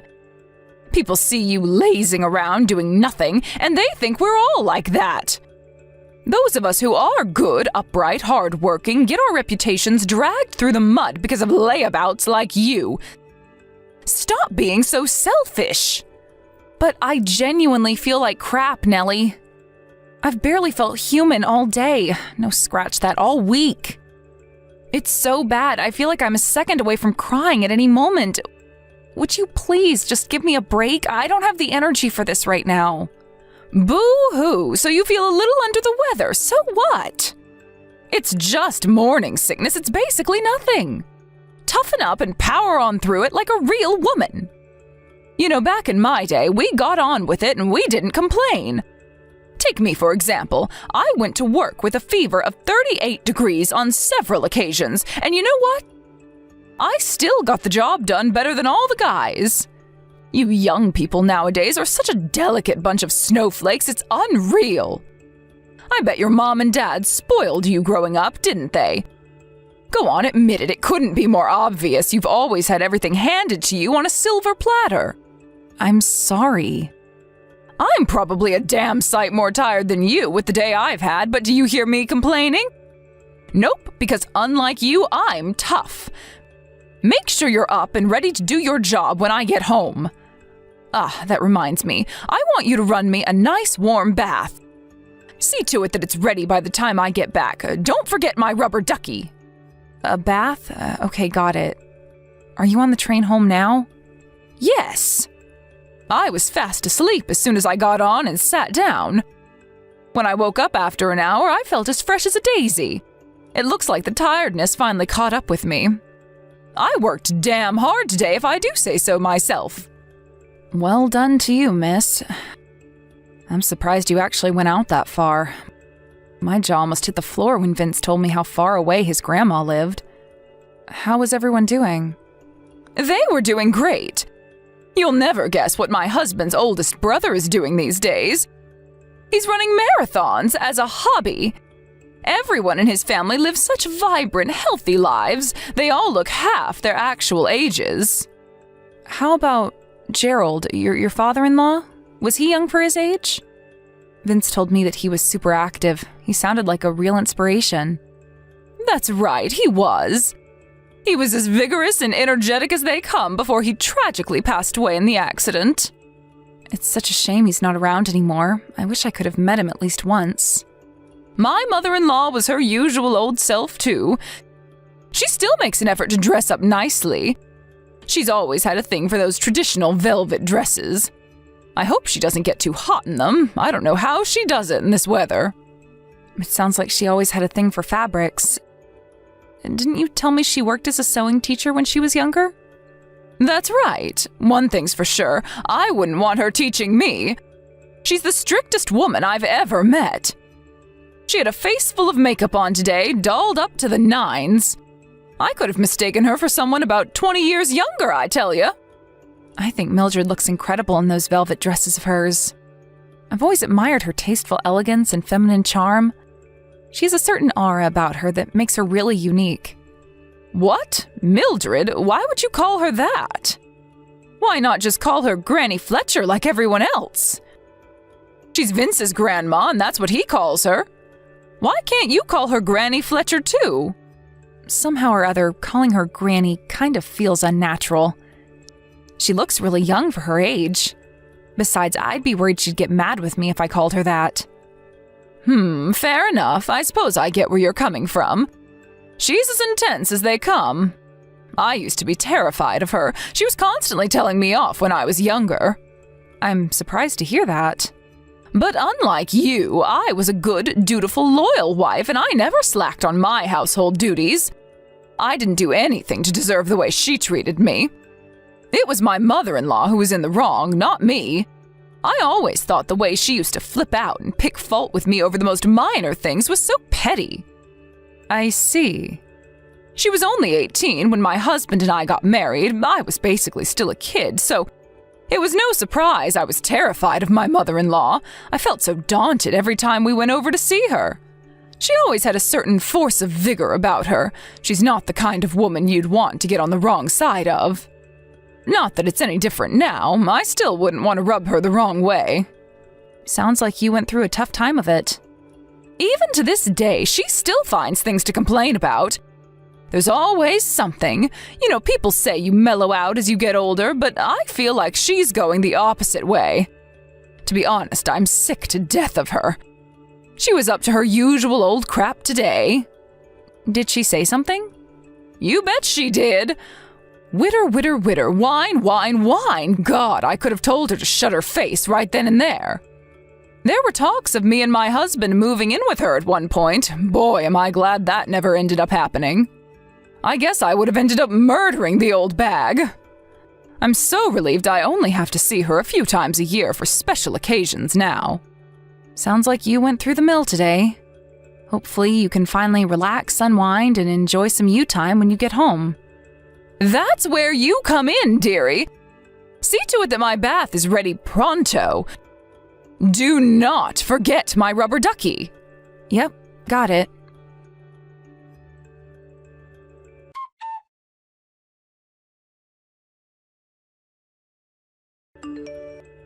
Nellie, I can't believe you poured water over me like that. Why would you do something so horrible? Because I got home to find none of the housework done, and you fast asleep on the living room sofa, you darn heckin' slacker. How could I not lose my temper seeing you laid out there like a sloth? But I thought you said you wouldn't be home until the evening today. My plans changed. I had no idea you were going to show up. I'm sorry. Oh, I get it. So you think you get to neglect your duties just because I'm not around? I am sick and tired of your behavior, young lady. It's disgraceful that you'd rather spend your time sleeping than dropping me off and picking me up from my social events. Do you really think it's fair to make me use public transport at my age? Is this all one big joke to you? Is that it? Are you mocking me? No, it's not like that at all. I just couldn't get any sleep last night because I felt so sick. I was planning on getting around to the housework as soon as I'd had some rest, I swear. There we go with the morning sickness excuse again. Anyone would think you were laid up in a hospital bed with 2 weeks to live. Stop making excuses and accept reality for your disgraceful behavior, woman. But I genuinely feel awful. Maybe so, but you're still capable of moving. Ultimately, this comes down to a problem of attitude and a lack of commitment. The next time I catch you slacking on the housework, you'll be getting more than just a bucket of cold water poured over you. Oh my God. Please, won't you at least try to understand my circumstances? You're in no position to make requests of me, you lazy little cretin. I'm sorry, but I just don't see how you think pouring a bucket of cold water over me is justified or what it achieves. The sofa and carpet are soaking wet though now. Well, you better see to it that they get properly dried off then. On my own? Of course on your own, you insolent procrastinator. None of this would have happened if you weren't slacking on the housework in the first place. I'm going shopping. You better have this house sparkling clean by the time I get back. I mean it. Obviously, I don't just mean the living room either. I want the whole house from top to bottom so clean I could eat my dinner off of it. The whole house? Use your brain, dearie. The floor's wet. This is your golden opportunity to scrub every square inch of carpet in the house. Why not try not being a useless sack of shit for once in your worthless life, you sluggish, slouching slacker?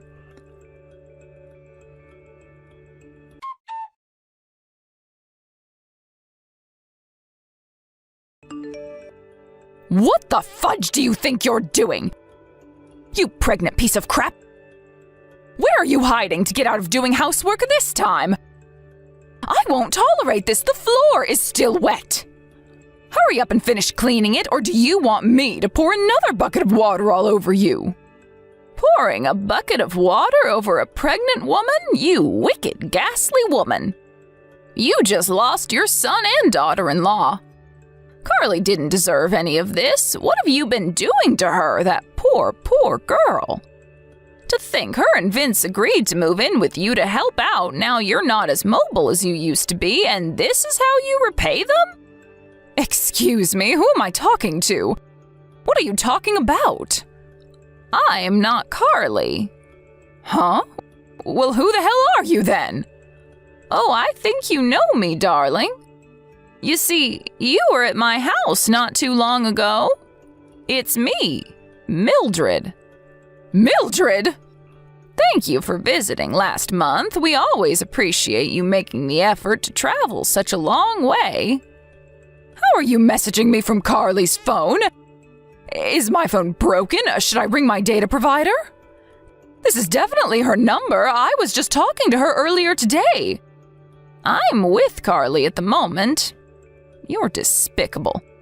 Is it true you poured a bucket of water over her while she was trying to sleep off her morning sickness?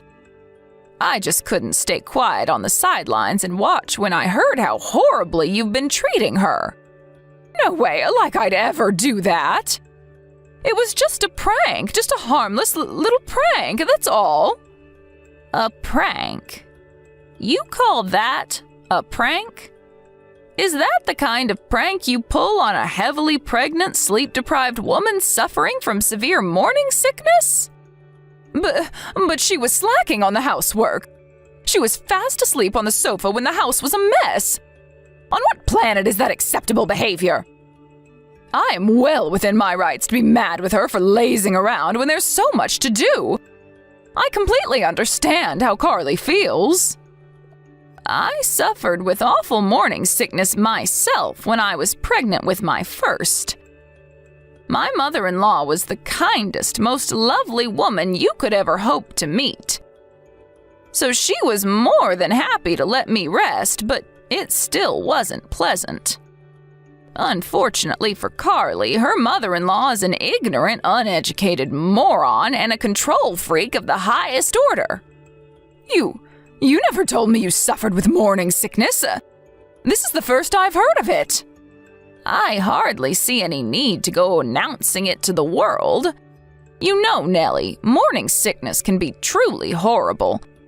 Constantly feeling like you could throw up at any moment is not a pleasant experience. Mildred, can I ask you something? Why are you with Carly? We spoke at dinner time today. I gave her a call because I wanted to hear her voice and find out how she was doing. I could tell as soon as she said hello that she wasn't her usual self. The desperation in her voice may as well have been a cry for help. When I asked her what was wrong, she burst into tears. There was obviously no way I was ever going to put the phone down without finding out what had her so stressed out, so I kept asking until, eventually, she told me you were bullying her. Bullying? Oh, that's crazy talk. I'd never bully a fly. Don't play dumb with me. What you've been doing to her is bullying, plain and simple. She told me everything. I was so livid that before I knew it, I was on the first train to her house. Carly came to meet me at the station. You didn't have to do that. Anyway, since when were you two even in contact? How did you get her number? You're right, she was the only member of the family who I wasn't in direct contact with. It still hasn't been that long since her and my grandson got married, after all. I got her number from Vince. My son? He had no idea about your vicious bullying campaign against his wife. She told me she kept him in the dark about it because she didn't want him to worry about her. She's such a sweet, selfless girl. The more I get to know her, the more I want to protect her from you. Mildred, please. Will you pass her the phone, please? I suppose. You better not say anything mean to her, though. I mean it. I want you on your best behavior. I won't, I promise. It's Carly. Carly! What are you doing? You didn't have to go blabbing to my mother-in-law about our private business. Do you know how much trouble you've caused her? I do feel kind of guilty. I had no idea she'd come to the house. Granny Fletcher's one of the kindest people I've ever met. Wait, what? Why are you calling her Granny Fletcher all of a sudden? Oh, I get it. You're cozying up to her so you can paint me as the villain, aren't you? Damn you, girl, I can read you like a book. Nope. She said that's what she wanted me to call her. I'm not trying to cozy up to her at all. I can't take this nonsense anymore. Just make damn sure you don't cause her any more trouble than you already have. Do not forget your position in this family, young lady. You're just some cheap floozy who was lucky enough to marry my son. Don't be getting ideas above your station. That's funny. Granny Fletcher said she thinks of me as her own granddaughter. No, you're nothing and nobody. You're only one step away from a stranger. That's where you're wrong. The only stranger here is you. What's that supposed to mean? Your mother-in-law just told you, or did you forget already? You don't have a son or daughter-in-law anymore. I saw her message, but I don't know what she meant. Stop being ambiguous and come out with it already. It means we're cutting you out of our lives once and for all. You're nothing but a stranger now. What in the devil's name am I reading? Who do you think you are? You don't get to decide that. What about what me and my son want? That's funny, I have no recollection of ignoring my husband. We discussed and decided on this together, as a couple. You mean my Vincykins wanted to cut his own mother out of his life? Lies, he'd never do that. Exactly. To be honest, I'm not sure if I could have convinced him on my own.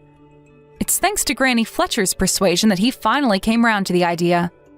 Now, after stopping and thinking about how much negativity you actually bring to our lives, he's fully on board.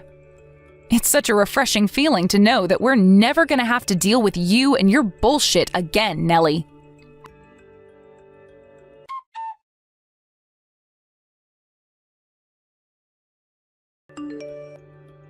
Excuse me, Mildred, are you still with Carly right now? Yes, she's resting. Are you with Vince, too? Yes, why? He arrived home after finishing work not long ago. You wouldn't have happened to have said anything to him, would you? Did you tell him he should cut me out of his life? I never told him he should do anything. What? So why is this happening? All I did was tell him to take good care of his wife. I told him that your wife should be the most important person in the whole world to you, and that the vows you take on your wedding day are to be honored for life. I told him that if anyone should ever try to hurt her, you should protect them with every last fiber of your being. Vince just called me. He said he doesn't think of me as his mother anymore. Oh, he did he? Well, that's great news. I'm so proud of what a mature, well-rounded young man he's become. No! Which part of this decision is mature or well-rounded? Ugh! Do you understand the gravity of the situation? He's abandoning me, his own mother. He's tossing me in the garbage like I'm a piece of dirt on the bottom of his shoe. You mean he's opposing his own mother to defend his wife's honor? That's one of the most touching things I've ever heard. I think I'm finally seeing Vince in a different light. That's my grandson, attaboy. I know you put them both up to this, I just know. Stop this, stop it now, please. Good grief, Nellie. I didn't put anyone up to anything. Carly and Vince are fully grown adults and they can make their own decisions. All this old dear did was give her young grandson and his wife a teeny-weeny little bit of advice. That's all. You're the ones who decided to get rid of you, not me. You have to admire their bravery in making such a drastic decision. This is just cruel. How could you do this to me? You accuse me of bullying, but that's what you're doing to me right now. How is it that I'm somehow the one being painted as the bad guy here? Bullying? Ridiculous. Have I done anything directly to you? Just because you didn't do it directly doesn't mean I'm not a victim. You guys are all ganging up on me and it's not fair. Face facts. No one did anything to you, so drop the victim complex, you pitiful excuse of a human being. The reason neither of them want anything to do with you anymore is because of your horrendous attitude towards your son's wife. Not to mention the fact you put your hands on her. What more reason do they need? You've got some nerve to be playing the victim. This is the most egregious case of daughter-in-law bullying there ever was. Unlike you, Mildred, I only have one child. My husband's gone, and without my Vince, I'm going to be completely alone in the world. How can you do this to me? If my son was still around, he'd have divorced you a long, long time ago, I'm sure of it. He'd probably feel like he was being punished for something if he had to spend his retirement with someone as wicked and black-hearted as you. Even the thought of you being buried in the same plot as him someday makes me feel sick to my core. Maybe I should pay to have him exhumed and reburied somewhere you can never find him. But what about me? What am I supposed to do when I die? Oh, don't worry, I'd only be moving my son. You can have the grave all to yourself. What's wrong with being buried on your own, Nellie? You seem so hell-bent on alienating everyone in your life. I didn't think you'd have any issue with being a pariah in death, too. Stop it! You have no right to go making decisions like that without my permission. Hi, it's Carly. Granny Fletcher says she's tired of you, so she gave me the phone back. We're going to be staying with her tonight. We won't be coming back to the house ever again.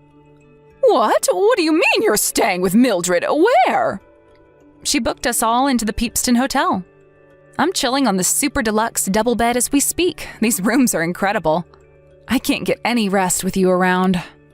A pregnant woman staying at the Peepston? You have no right to luxuries like that. Get your ass back to my house right now. That's none of your business. We're strangers now. Where we spend the night has absolutely nothing to do with you. What? So you've already cut me out of your lives? No, I won't go along with it. I won't. Whether you go along with it or not makes no difference. We'll do as we please, thank you very much. Is this all because I poured a bucket of water over you while you were asleep? Geez, lighten up, woman. Pfft, please, as if. That's not why we want you out of our lives. Then what was it? Because I didn't take your morning sickness seriously? You can't actually be kicking me out of your lives over that. Not only that, but you went and turned my own mother-in-law against me. We just don't see eye to eye on a few things, that's all. Why make a mountain out of a molehill and create a big family drama? I can't take being with you a second longer, Nellie. You'll send me into an early grave from the never-ending stress and worry that inevitably comes along with having anything to do with you. I'm so tired. Even just messaging you like this is draining. That's why I want you out of my life with immediate effect. You can try and avoid me as much as you like. But we're family. You know we'll end up running into each other again sooner or later. Just because you three are sulking doesn't mean our relatives are suddenly going to stop holding family get-togethers. You don't need to worry about that. Granny Fletcher told me to tell you that you needn't bother showing up at family events from now on. You officially just got kicked out of your own family. You're a complete stranger to all of us now. How about you start making up for your bullying and try being nice to people for once in your life? You might never see any of us again, but there's nothing stopping you from turning over a new leaf.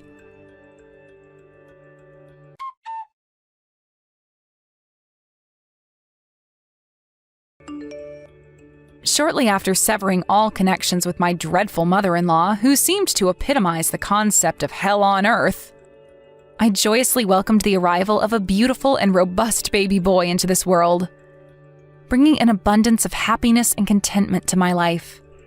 6 months later, when little Jeremy was finally old enough to cope with traveling long distances, me and Vince started taking the arduous drive out to see Mildred every once in a while. She absolutely adores him, her affection knows no bounds, and she dotes on him more than anyone. As for my ex-mother-in-law, we haven't been anywhere near her since moving out of her house. We don't even see her at family get-togethers anymore because she's the only one who doesn't get invited. She's completely estranged from anyone after Mildred told the entire family what she did, advised them to stop associating with her, and forbade them from inviting her to family events under any circumstances. I heard through the grapevine that she can be found wandering around the neighborhood all on her own at night with a despair-stricken look on her face. Apparently, she aged about 10 years since we broke things off with her, and it was only a year ago. Somehow, even her neighbors found out about her bullying me, earning her the nickname of the Demon Hag locally. Word of her malevolent deeds spread like wildfire, captivating the attention of everyone in the town, leading to countless conversations and discussions revolving around her vile conduct. She's totally alone now. As the days turn into weeks and the weeks into months, her isolation intensifies. deepening the profound sense of loneliness that engulfs her very being, leaving her to navigate the vast expanse of solitude without a glimmer of hope for any meaningful human connection. I just hope I never run into her again.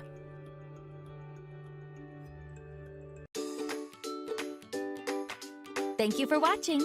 Don't forget to hit the like button and subscribe to the channel.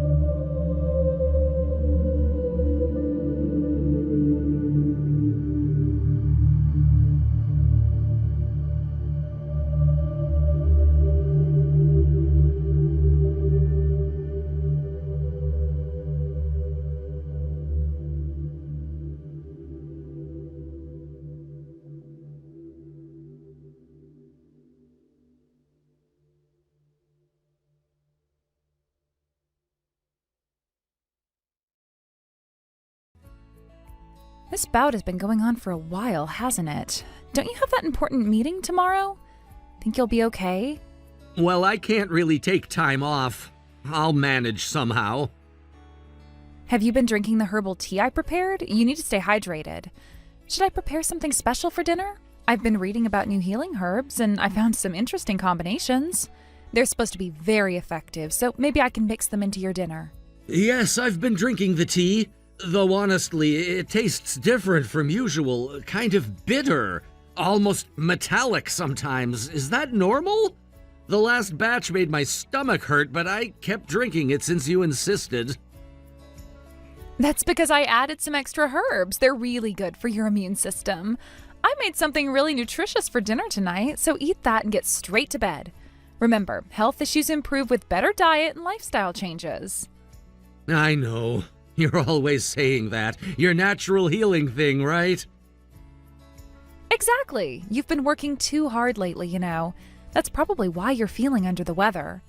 The metallic taste is from the minerals, by the way. They're very good for cleansing. I learned about it in my research. Trust my judgment on this. Yeah, I know. Though sometimes I wonder if regular medicine might help too. My coworker recommended his doctor because he said he had similar symptoms. Maybe I should get checked out just to be safe. It's better to heal naturally than relying on medications. You don't need to go to the doctor. Trust me on this. I've done so much research on natural remedies. Modern medicine just masks symptoms. Your coworker doesn't understand. He doesn't know what's best for you. I do. Remember how sick you used to get before we met? My methods work so much better. I've been feeling great since we got married, that's true. It's all thanks to you taking care of my health, and I do trust you. Oh, it makes me so happy when you say that. Though lately, things feel different. Maybe it's just stress. The nausea is getting worse, though. Even water makes me queasy now. It's never gotten this bad. I know this bout is lasting longer than usual, and it must be tough, but it's still better than relying on medications. Let's get through this together. I'll make you an even stronger tea tomorrow, and I'll add some special ingredients to your lunch, too. You'll feel better in no time. Just leave everything to me. And don't listen to your coworkers. They don't understand our relationship or how special my remedies are. I have spent years perfecting them. Thanks for everything. But if this keeps up, I might need to see a doctor. There's only so much I can take. Even walking is getting difficult. The room spins sometimes. I nearly fell in the shower this morning. That's never happened before. I can't believe you're saying that. Absolutely not. If you go to the doctor behind my back, I'll divorce you. Why would you even suggest that? Don't you trust me anymore? After everything I've done for you? After all the care I put in my research for you? How could you? Whoa, that's extreme. That's cruel even as a joke. Why are you so against doctors? This reaction isn't normal. You're kinda scaring me. Then just stay healthy, please, for me. I just want what's best for you. Doctors will just pump you full of chemicals. My way is better and purer. It's more natural. Don't you want to be healthy? I get it. Health comes first. Almost at my station, I'll head straight home. Though I really don't understand why you're so against medical help. No one else reacts this way about doctors. It's concerning. Okay, I'll have dinner warmed up and waiting. Don't worry about anything else. Just focus on getting better naturally. Remember, I know what's best for your health, and I made your favorite soup with extra healing ingredients. You'll feel much better after eating it. Just trust me.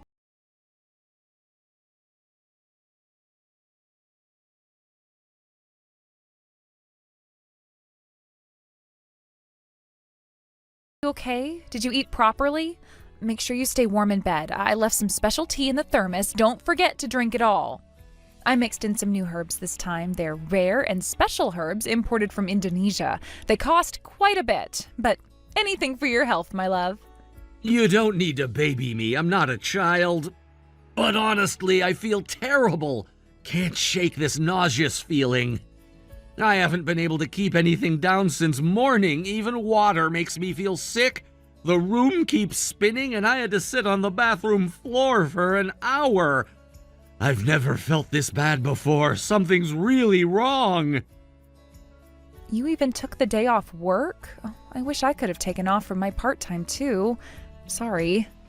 Don't worry about that. It can't be helped.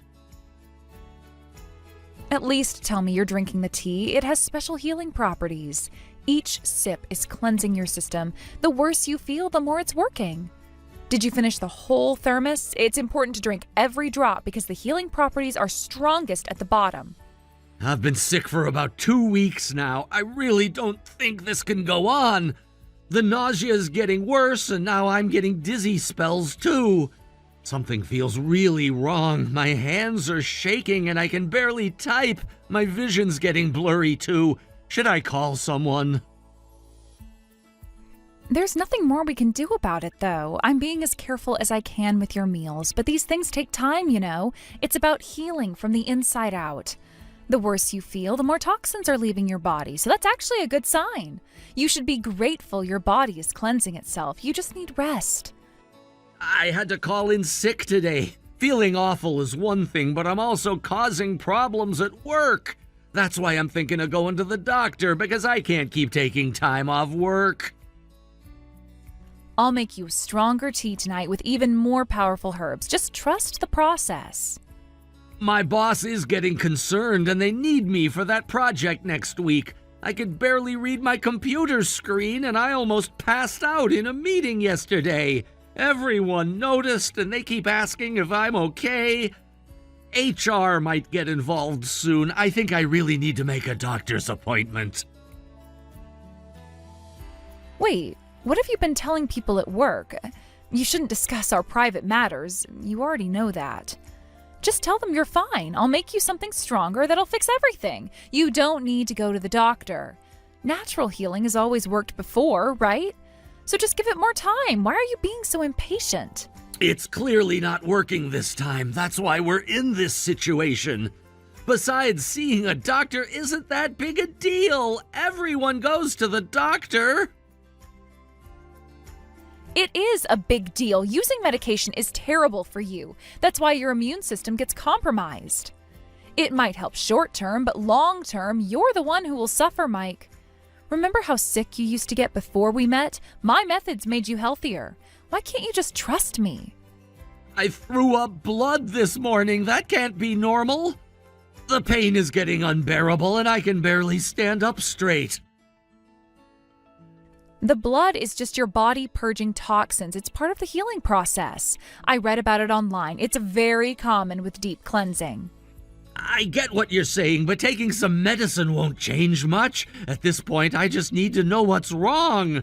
My stomach feels like it's on fire. Everything hurts and I can barely breathe. Please, just let me see a doctor. Are you really planning to go? Natural healing is so much better, and I've proved it. You said you trusted me, remember? Is work more important than our relationship? Than my feelings?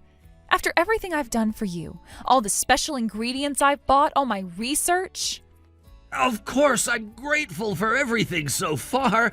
I've been healthy thanks to you managing my diet, and I'd appreciate it if you kept doing that. But this time feels different. Something isn't right. The pain keeps getting worse. I can barely type anymore and my hands won't stop shaking. Please understand. Then listen to me this time too. I know what's best for you. Have I ever steered you wrong before? Just drink the tea I made and make sure you drink every last drop. That's the only medicine you need. Don't question it. Just trust me like you promised. Look, there's a limit to everything. When you're this sick for this long, it just makes sense to see a doctor. Natural healing isn't some miracle cure-all. I told you before, if you go to the doctor, I'll divorce you. Is that what you want? To throw away our marriage and everything we've built together the past 5 years? Is this how you repay me after everything I've done for you? Sarah, now's not the time for jokes. I feel too awful to deal with this, so stop threatening me. Why are you being like this? I just want help. Something is seriously wrong. Please try to understand. I'm not joking. I mean every word. Don't test me on this. You promised to trust me. Remember our vows in sickness and in health? This is my way of caring for you. Why can't you see that? The doctors will ruin everything. They'll poison you with chemicals. Yeah, sure, whatever. Anyways, I'm heading to the doctor now. My appointment's coming up. I can't take this pain anymore. I had to call someone to drive me there. I nearly passed out getting dressed. The room won't stop spinning and my vision's getting dark. I need help just walking. Wait, you're really going? Cancel the appointment right now. I'm serious. Who's taking you there? Tell me you're joking. Don't do this to me. What about my feelings? Relax, you're overreacting. Getting checked out will help us know what's wrong so you'll feel better too. I'll text you after I'm done at the doctor's. Talk to you later. And maybe then you can explain why you're so against this. It's not normal to threaten divorce over a doctor visit. It's really not that big of a deal, so calm down. Don't you dare go in. You promised to trust me. What about all the progress we've made? All my hard work will be ruined. How could you betray me like this? This reaction of yours is concerning. Who threatens divorce over a doctor's visit? Are you scared or something? Anyways, the doctor's calling me in now, so I'll text you after. Mike, please, turn around and come home. I'll make you something special. It'll make you feel better right away. Just don't go there. The doctors won't understand. They'll ruin everything. Please don't do this. I'm begging you.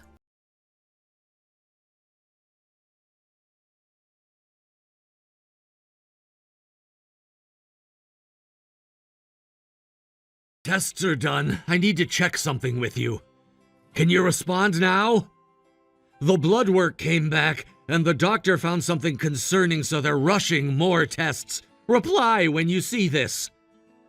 And I'll be direct. The doctor wants to know what I've been eating. What have you been putting in my food, Sarah? The test results don't make sense unless someone's been tampering with my food. Answer me. The doctor says these levels aren't normal. They're asking about poisoning? Tell me you haven't been poisoning me. Sarah, what was in those teas? My daughter just passed away. Please come home now. What? What are you talking about? We don't have any children? Stop trying to change the subject. The doctor's here with the test results and they want answers. What have you been feeding me? This is Linda, Sarah's mother. She just passed away. I had to take her phone to let you know. Huh? Linda? What's happening here? This doesn't make any sense. Sarah was just threatening me about going to the doctor. What do you mean she's... I know this is sudden, Mike, and I'm sorry, but that's what's happened. Sarah is dead. Come on, this is ridiculous. I was texting Sarah just 2 hours ago before going to the doctor. We were communicating fine then. That's you, Sarah, isn't it? Stop playing games. The doctor just showed me some very serious results from my blood tests. Stop trying to distract me. This is serious. I understand if you don't want to believe it, but it's true. Sarah had an accident at her workplace, and then the ambulance couldn't get there in time. She was gone before they arrived. The doctors did everything they could. Please come quickly. Then why wasn't I notified? If there was an accident at her workplace, they would have contacted me first. I'm her husband. They said they tried calling the house, but no one answered. You were at the doctor's, right? That's why they contacted me. You need to come and meet me at Central Hospital right now. Cut it out already. I know that's you, Sarah. This is obviously a lie. How stupid do you think I am? You're not even trying to make this believable. You're at work right now, Sarah. I just spoke to your supervisor and they said you're still there. Stop lying. What's the point of making up something so easily disproven? Are you trying to distract me from what the doctor found? From the poison in my system? This type of lie is crazy, even for you. Plus, there's no way Linda is at any hospital right now.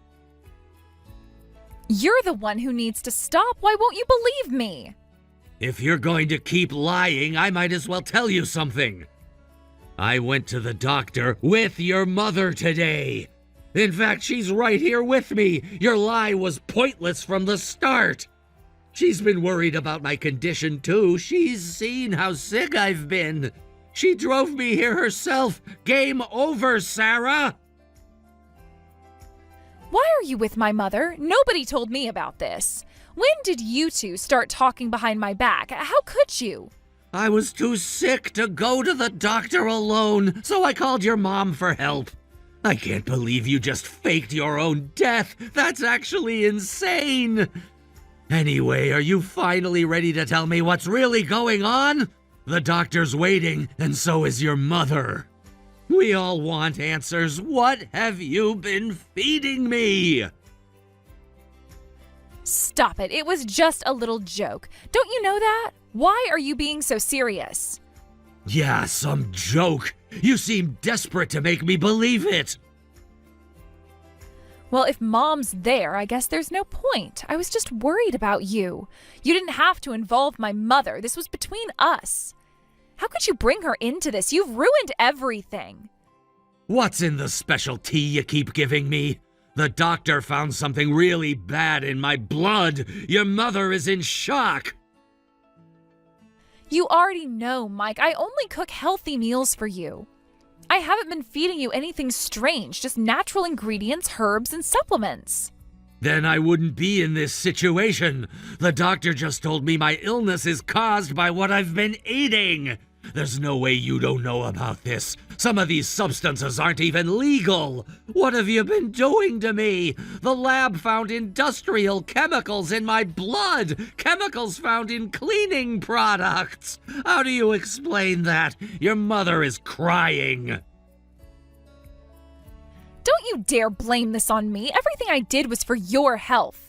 Those doctors don't understand natural medicine. They're just trying to turn you against me. They don't understand my methods or my research. What are you even saying at this point? This is getting us nowhere. Your mother and I just got home, so you need to come home too. We need to talk about this face to face. We all need to discuss this. The doctor wants to involve the authorities, and your parents agree with them.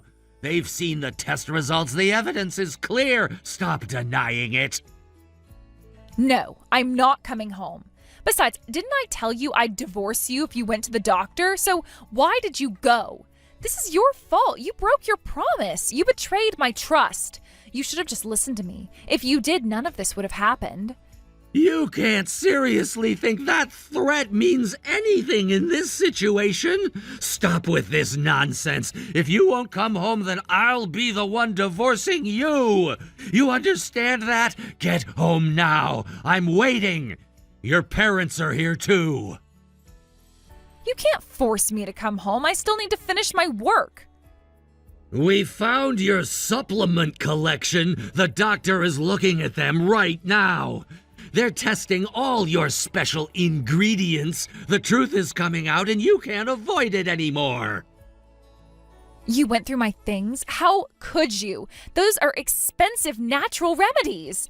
My special collection that took me years of research and hundreds of dollars. How dare you invade my privacy? You had no right. Natural remedies don't put people in the hospital. The doctor said I could have died. Were you trying to kill me slowly while pretending to help? The lab found drain cleaner, bleach, metal polish. What kind of natural remedies are those? Your mother is devastated. You're overreacting. I would never hurt you. Everything I did was for your health. The chemicals enhance the herbs. Makes them stronger and more effective. I read about it online and special forums. They know things doctors don't. Then come home and explain to all of us. Your parents want answers too. Your father's about to call the police and your mother can't stop crying. Everyone wants to know why. What possessed you to do this? Why would you want to poison your own husband? What have I ever done to you?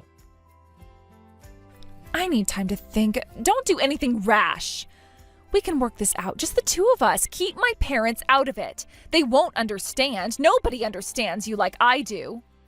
Sarah, either come home now or I'm calling the police. Your choice. The evidence is all here. The lab results, your supplements, the cleaning products, and your research. It's over, Sarah.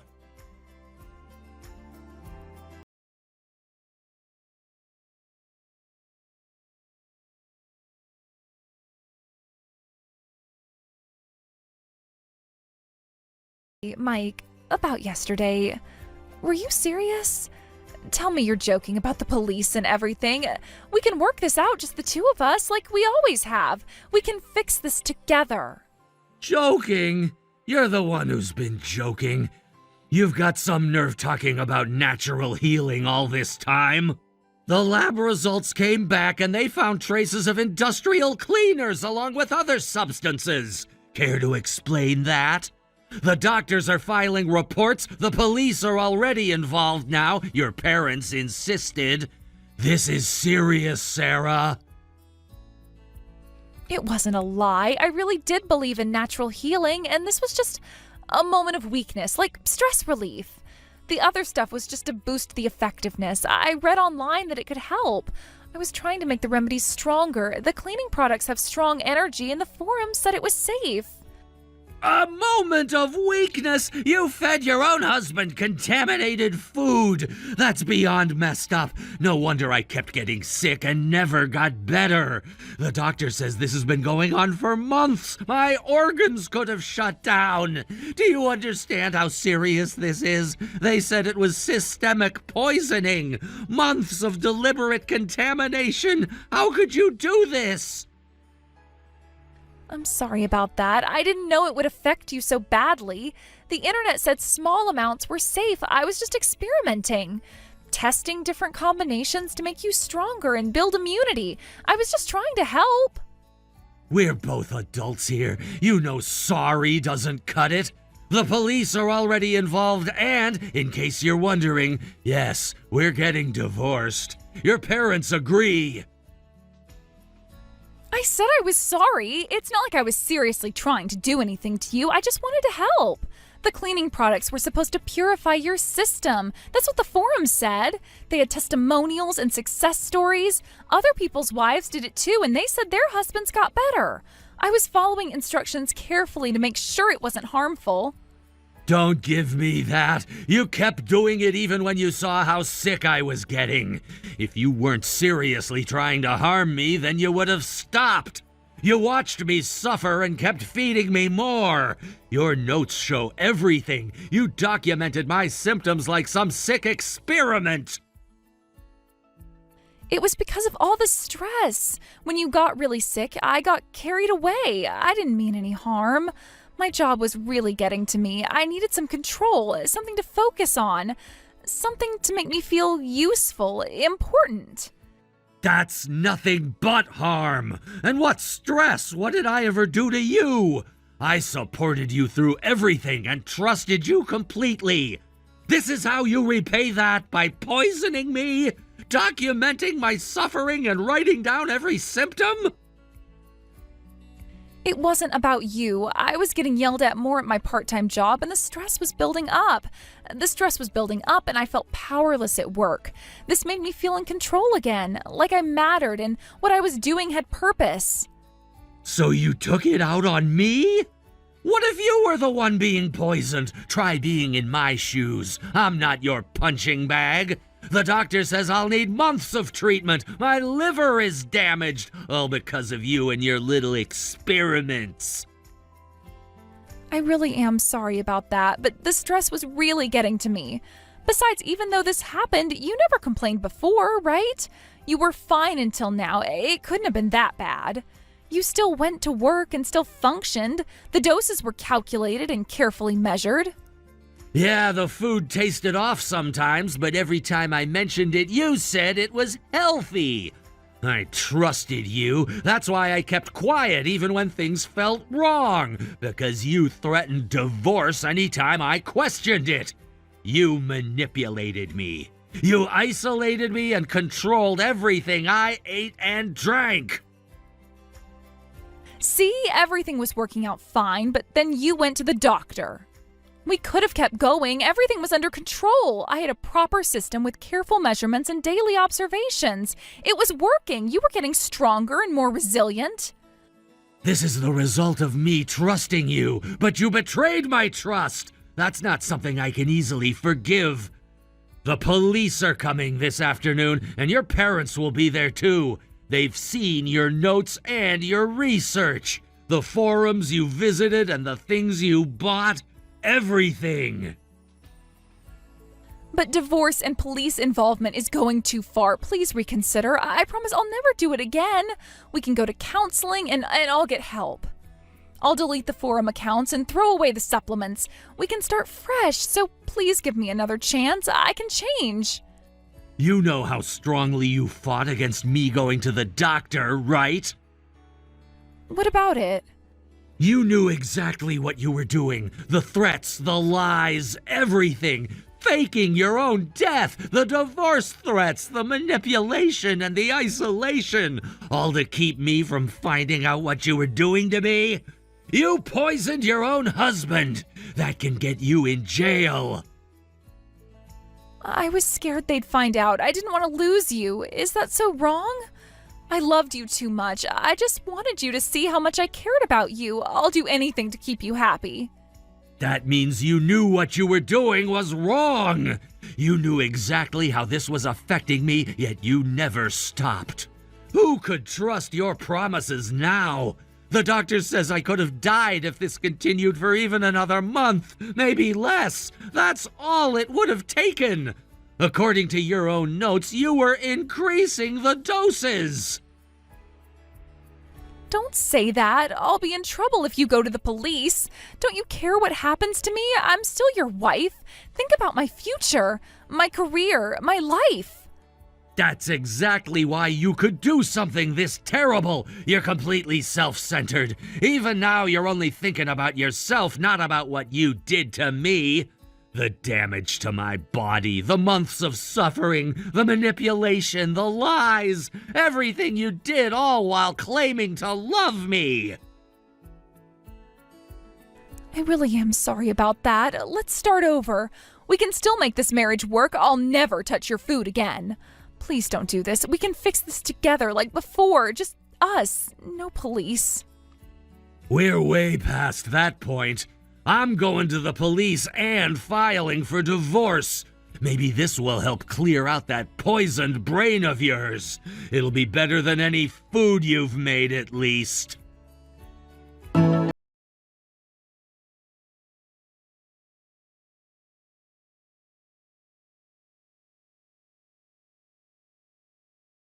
Mike here. Sarah and I are getting divorced. After consulting with the police based on my medical reports and with my in-laws supporting my side, law enforcement took the case seriously. They found evidence of purchased substances in her online history and banking records.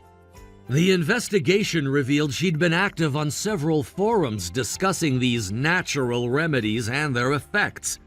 We ultimately reached a settlement agreement since there was no physical evidence of the contaminated food left, and a prolonged legal battle might have ended inconclusively. Still, I received substantial settlement money and separate divorce compensation.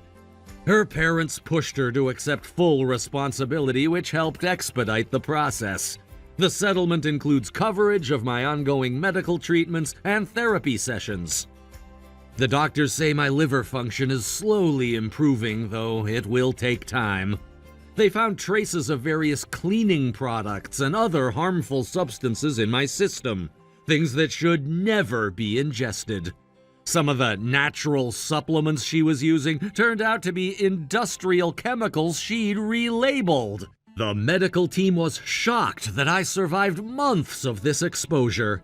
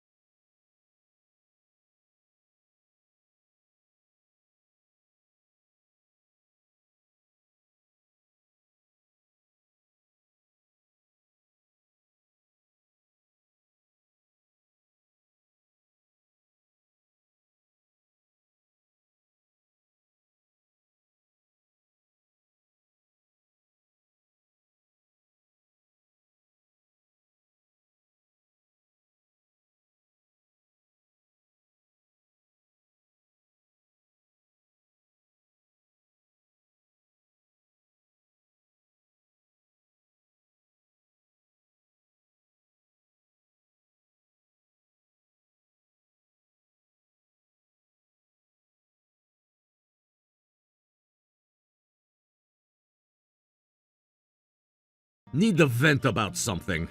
The guy training me at work is completely useless. You've only been there a week. How can you tell if someone's useless that quickly? Trust me, I can tell. He spent all morning explaining the most basic things, like I'm some kind of beginner. They should have checked my resume better. This is beneath my experience level.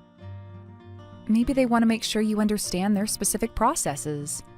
Their processes are a joke. I've got way more work experience than him. First day, he couldn't even explain the filing system properly. Had to figure it out myself. Did you ask questions? Why should I have to? I've worked with dozens of filing systems, but this guy acts like I've never seen a computer before. You know what else? He's like a decade younger than me, probably fresh out of college or something. Is this about the actual training or his age? Both. Why would they put someone like that in charge of training me? Makes no sense at all. Age has nothing to do with it. You're the new employee here. What does being new have to do with anything? I have decades of experience. This kid probably still lived with his parents last year. That's not relevant to whether he can train you. It's totally relevant. He keeps treating me like I don't know anything. Yesterday, he tried to explain how to greet customers like I haven't worked in customer service before. Maybe he's just following the training protocol. Then the protocol is broken. No one with my background needs this basic training. I've done customer service since before he was born. Every company has different standards. Standards are standards. Customer service is customer service. Look, they should know better. I've worked in all kinds of different industries. Sales, customer service, management. This kid probably hasn't worked anywhere else. Did you ask about his background? Don't need to. I can just tell by how he talks. So condescending, like he's doing me some big favor. How exactly is he condescending? This is how we handle difficult customers. Make sure to maintain a professional tone. Like I'm some rookie who's never dealt with people before. Being taught how to answer the phone like I'm some rookie is just humiliating. He keeps correcting my tone with customers like I don't know how to talk to people. Did something specific happen today? Had a call with a client, handled it perfectly fine, but he had the nerve to give me feedback afterward. Said I needed to be more professional. What exactly did he say? That I shouldn't interrupt customers, that I need to let them finish speaking, like I don't know that already. He even took notes during my call. Who does he think he is? Sounds like he's doing his job as a trainer. His job should be teaching me real skills, not basic customer service 101. 20 years of experience and this kid is lecturing me. He even suggested I role-play customer scenarios. Can you believe that? Actually, yes. It's standard training practice. Not for someone at my level. I've handled thousands of customers in multiple industries. Different companies have different standards. Their standards are wrong. I know what I'm doing. Well, maybe you shouldn't have quit your last job. The people there were actually nice. Nice doesn't equal competent. They didn't appreciate my experience either. Always hovering over my shoulder, checking every little thing, always micromanaging everything I did. They were trying to help you learn their system. Their system was inefficient. I tried telling them that. On your first week there, too? Someone had to tell them. No one else had the courage to speak up. Everyone else just blindly followed their precious system. Maybe because the system worked for them. They were too afraid to improve things, too set in their ways. I tried to help them modernize. By criticizing everything in your first week? By offering valuable feedback based on my extensive experience, but they wouldn't listen. Did you listen to them? I didn't need to. I already knew what they were doing wrong. That's why I left. That's why you quit without notice. I made a strategic decision for my career growth. Sounds more like you couldn't handle feedback. I can handle feedback when it's valid, when it comes from someone qualified to give it. Not someone younger than you? Exactly! How can they possibly know more than me? Maybe by actually learning and listening?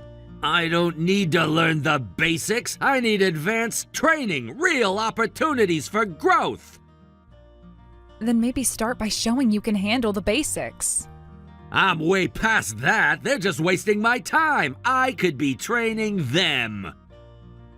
Well, maybe you shouldn't have quit your last job. The people there were actually nice.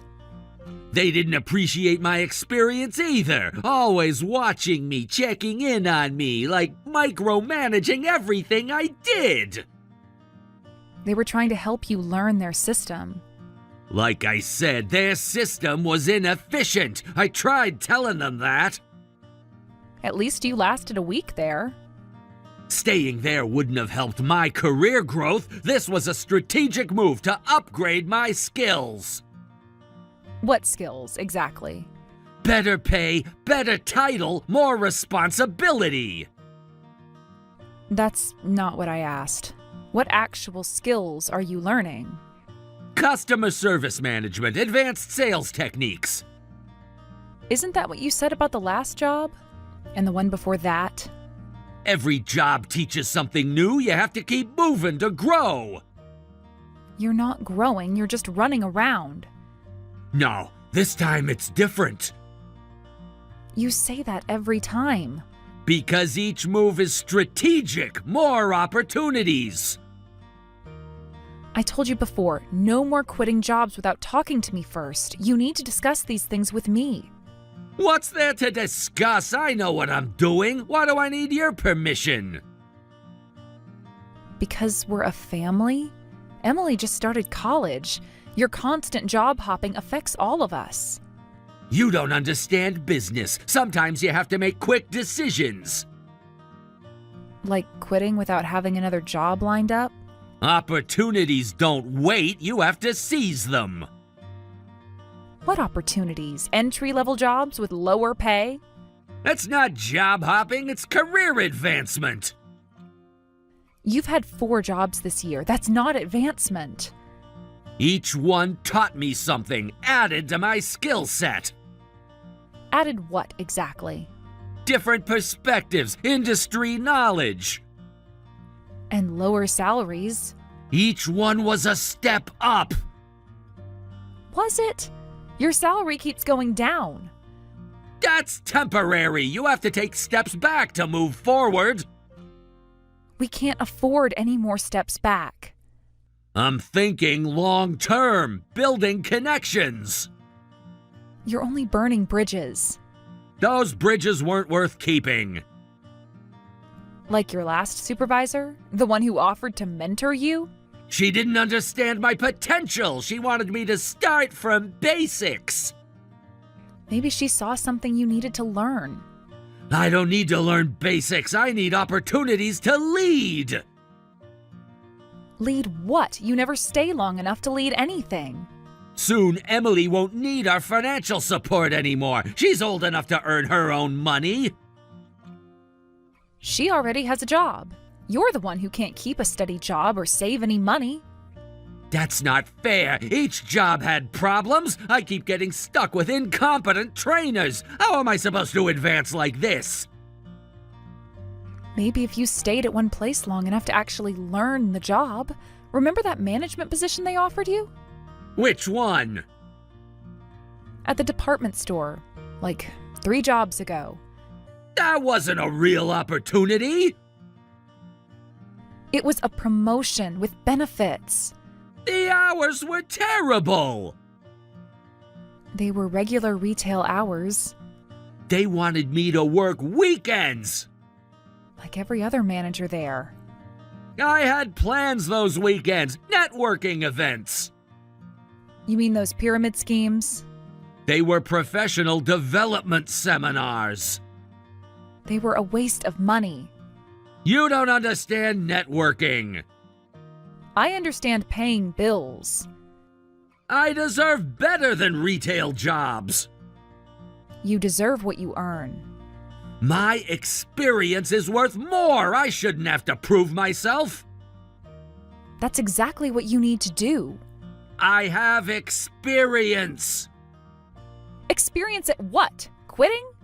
I know how to do the job. Any job. I've been working longer than this trainer has been alive. And every time you quit, it impacts our household budget. We're the ones who have to deal with the fallout. Here we go again, always about money with you. Because someone has to think about it. The electric bill is past due. I'll pay it when I get paid. Like last month, when you spent your whole paycheck on that networking seminar? That was an investment. In what? My future. Our present is what matters. We need to pay the bills. You're too focused on the short term. I'm building something bigger. You are destroying what we have. You're not seeing the big picture. I see unpaid bills. I see missed payments. I see your excuses. There you go again with the money talk. You know I hate it when you nag me like this. I'm working hard for our future. I'm bringing home money and you're giving me attitude? Emily and I both work too. Don't talk back when you barely make anything. That money you look down on is what you relied on when you quit. It's what paid bills last month and the month before, while you were finding yourself. I was building connections, making contacts, creating opportunities. We need stability. We need opportunities. We need you to keep a job. I keep jobs that deserve me. No job deserves your attitude. No job appreciates my value, my experience, my potential. It's time to show some responsibility. Emily is almost 20. We only have a little time left with her at home. I am responsible. I'm planning for the future. You're running from the present. I'm creating opportunities. You're creating chaos, and we're done enabling it. What do you mean, little time left?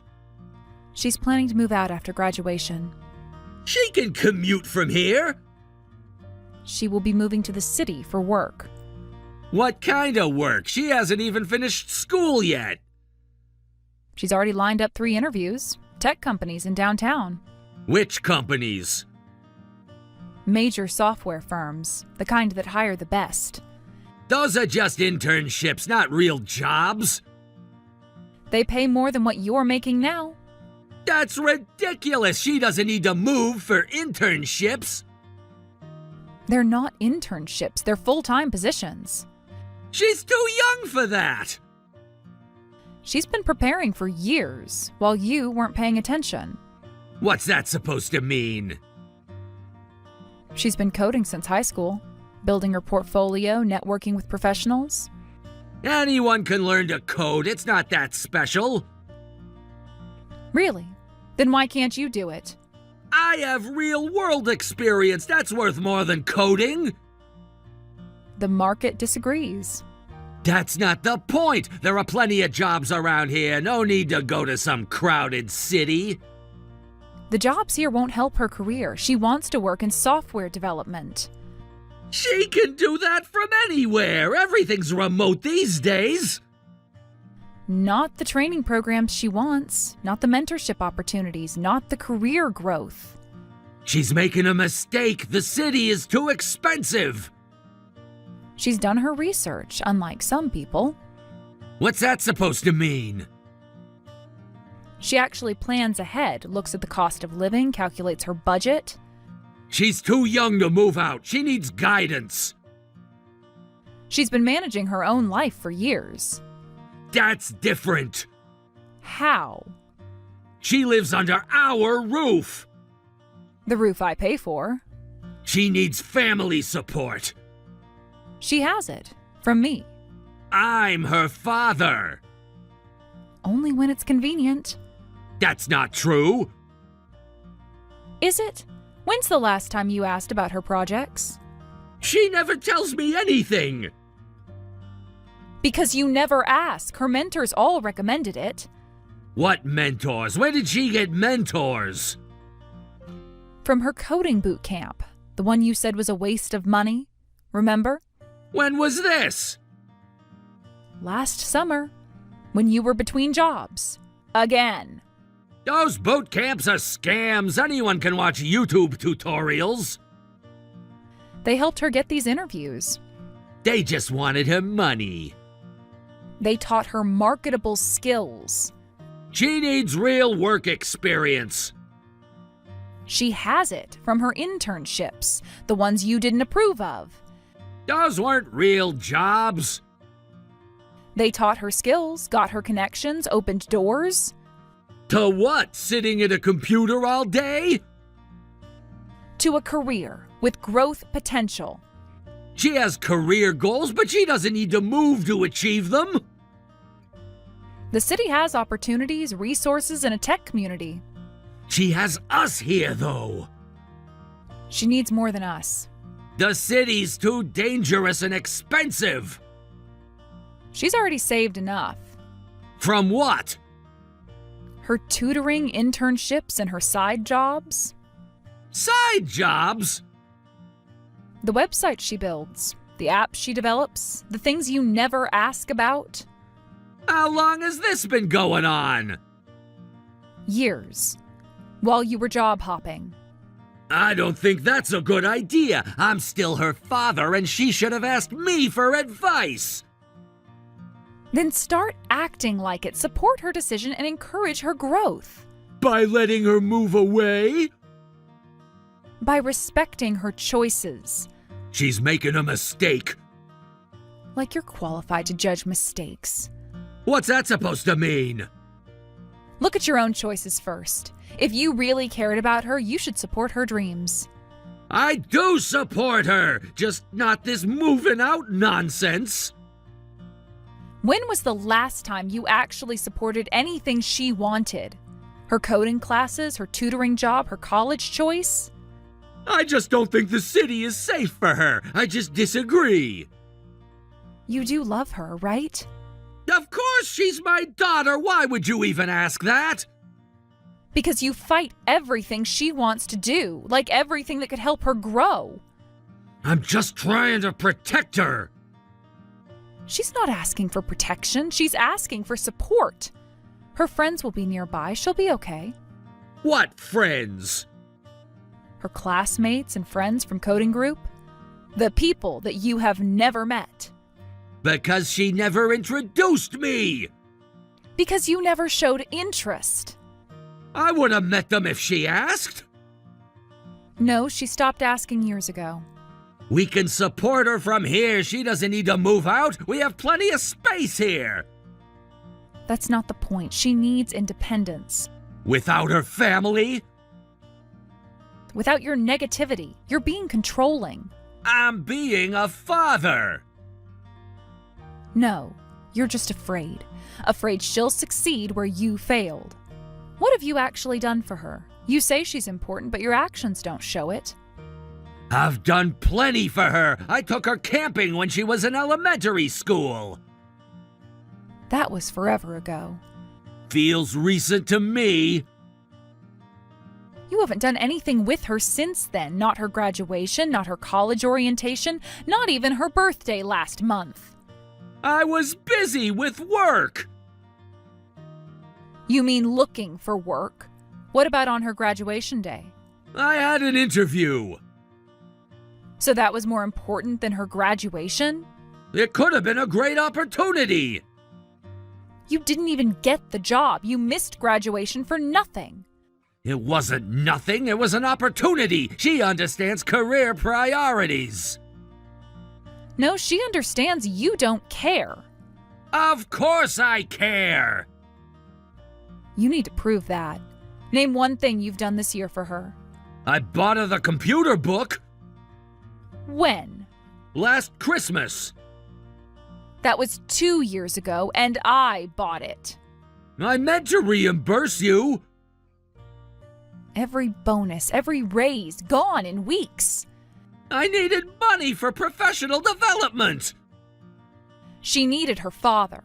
The seminars were important. Her science fairs were important, her coding competitions, her honor society induction. Those things wouldn't help her career. And your seminars helped yours? I was building connections.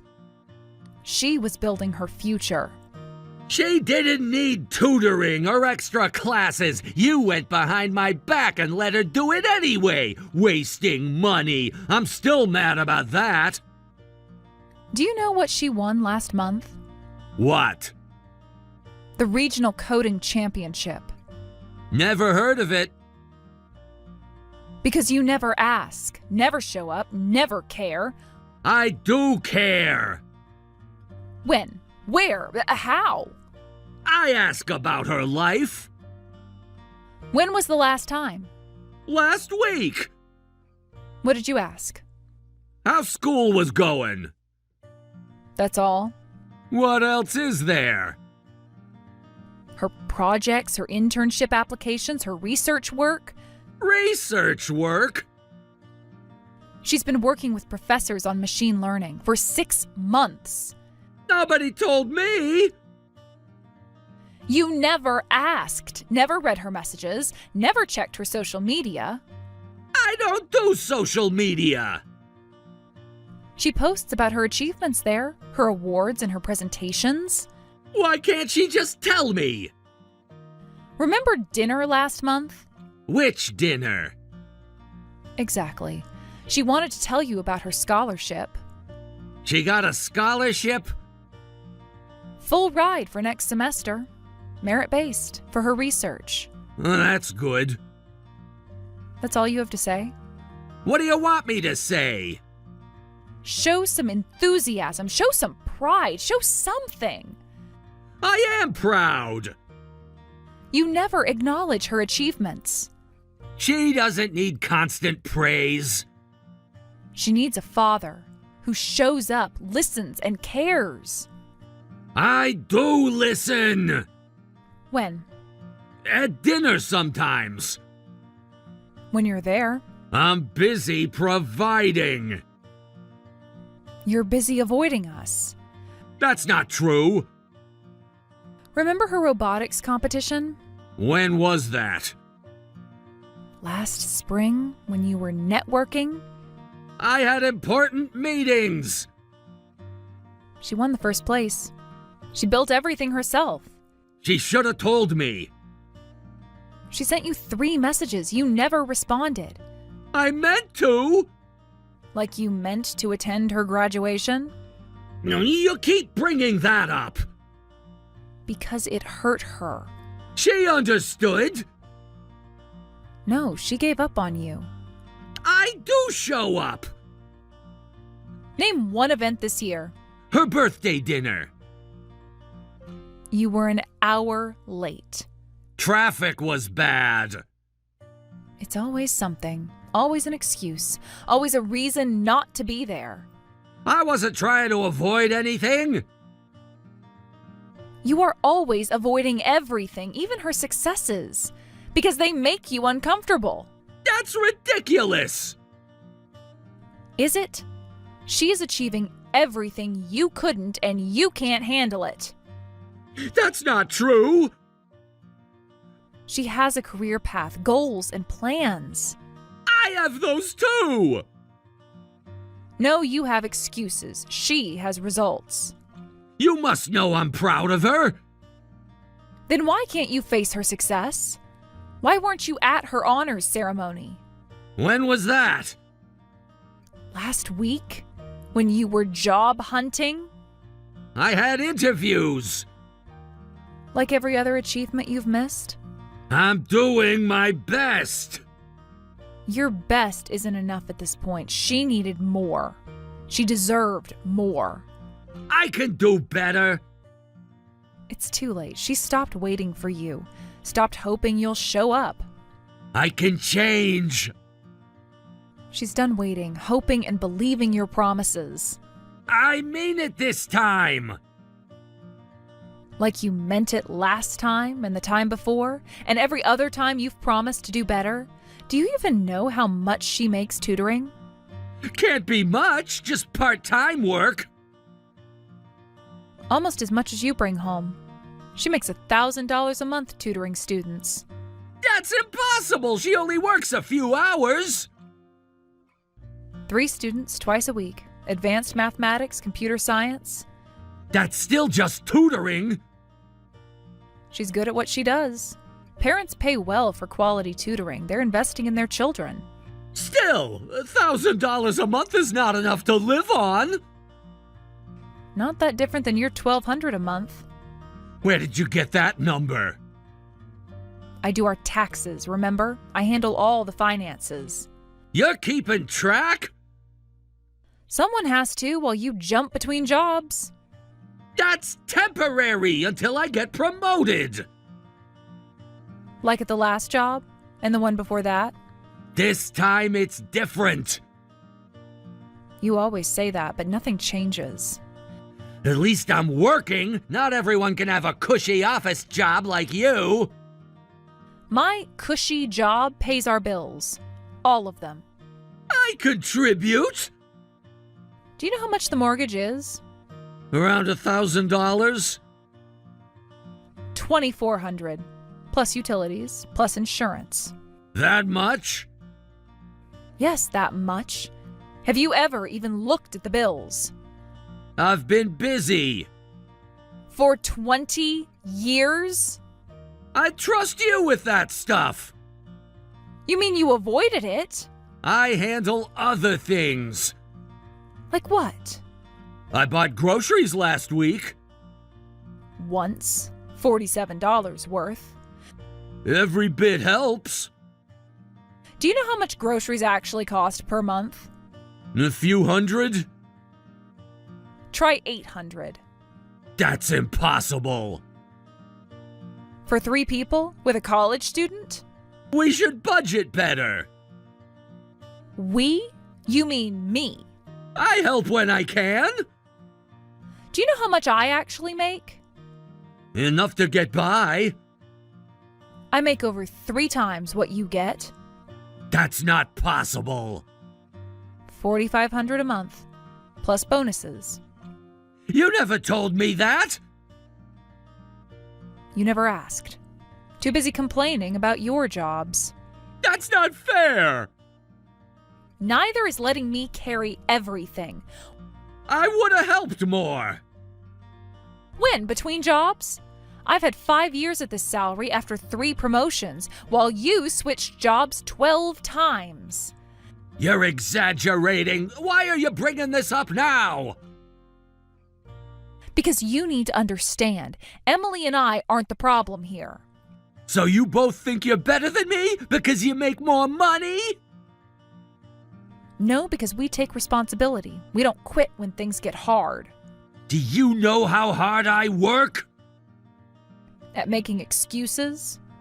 At building my career. What career? Entry-level job after entry-level job. Each one is a stepping stone. To what? I've been trying to better myself, looking for opportunities. No, you've been running away. Every time there's a challenge or someone expects more from you. That's not true. Do you know her starting salary offers? For her internships? For her full-time positions after graduation. How much? $85,000, plus benefits, plus stock options. That's more than I make in a year. Because she's stuck with it. Because she didn't quit. She did the work. Companies overpay for tech now. They pay for value, skills, and commitment. I have skills. What skills? I have experience. At what exactly? Different industries. Different entry-level positions. Each job teaches something. Teaches what? How to quit? How to avoid responsibility? We have supported you through every job change, every fresh start, every new opportunity. You're just trying to make me feel bad.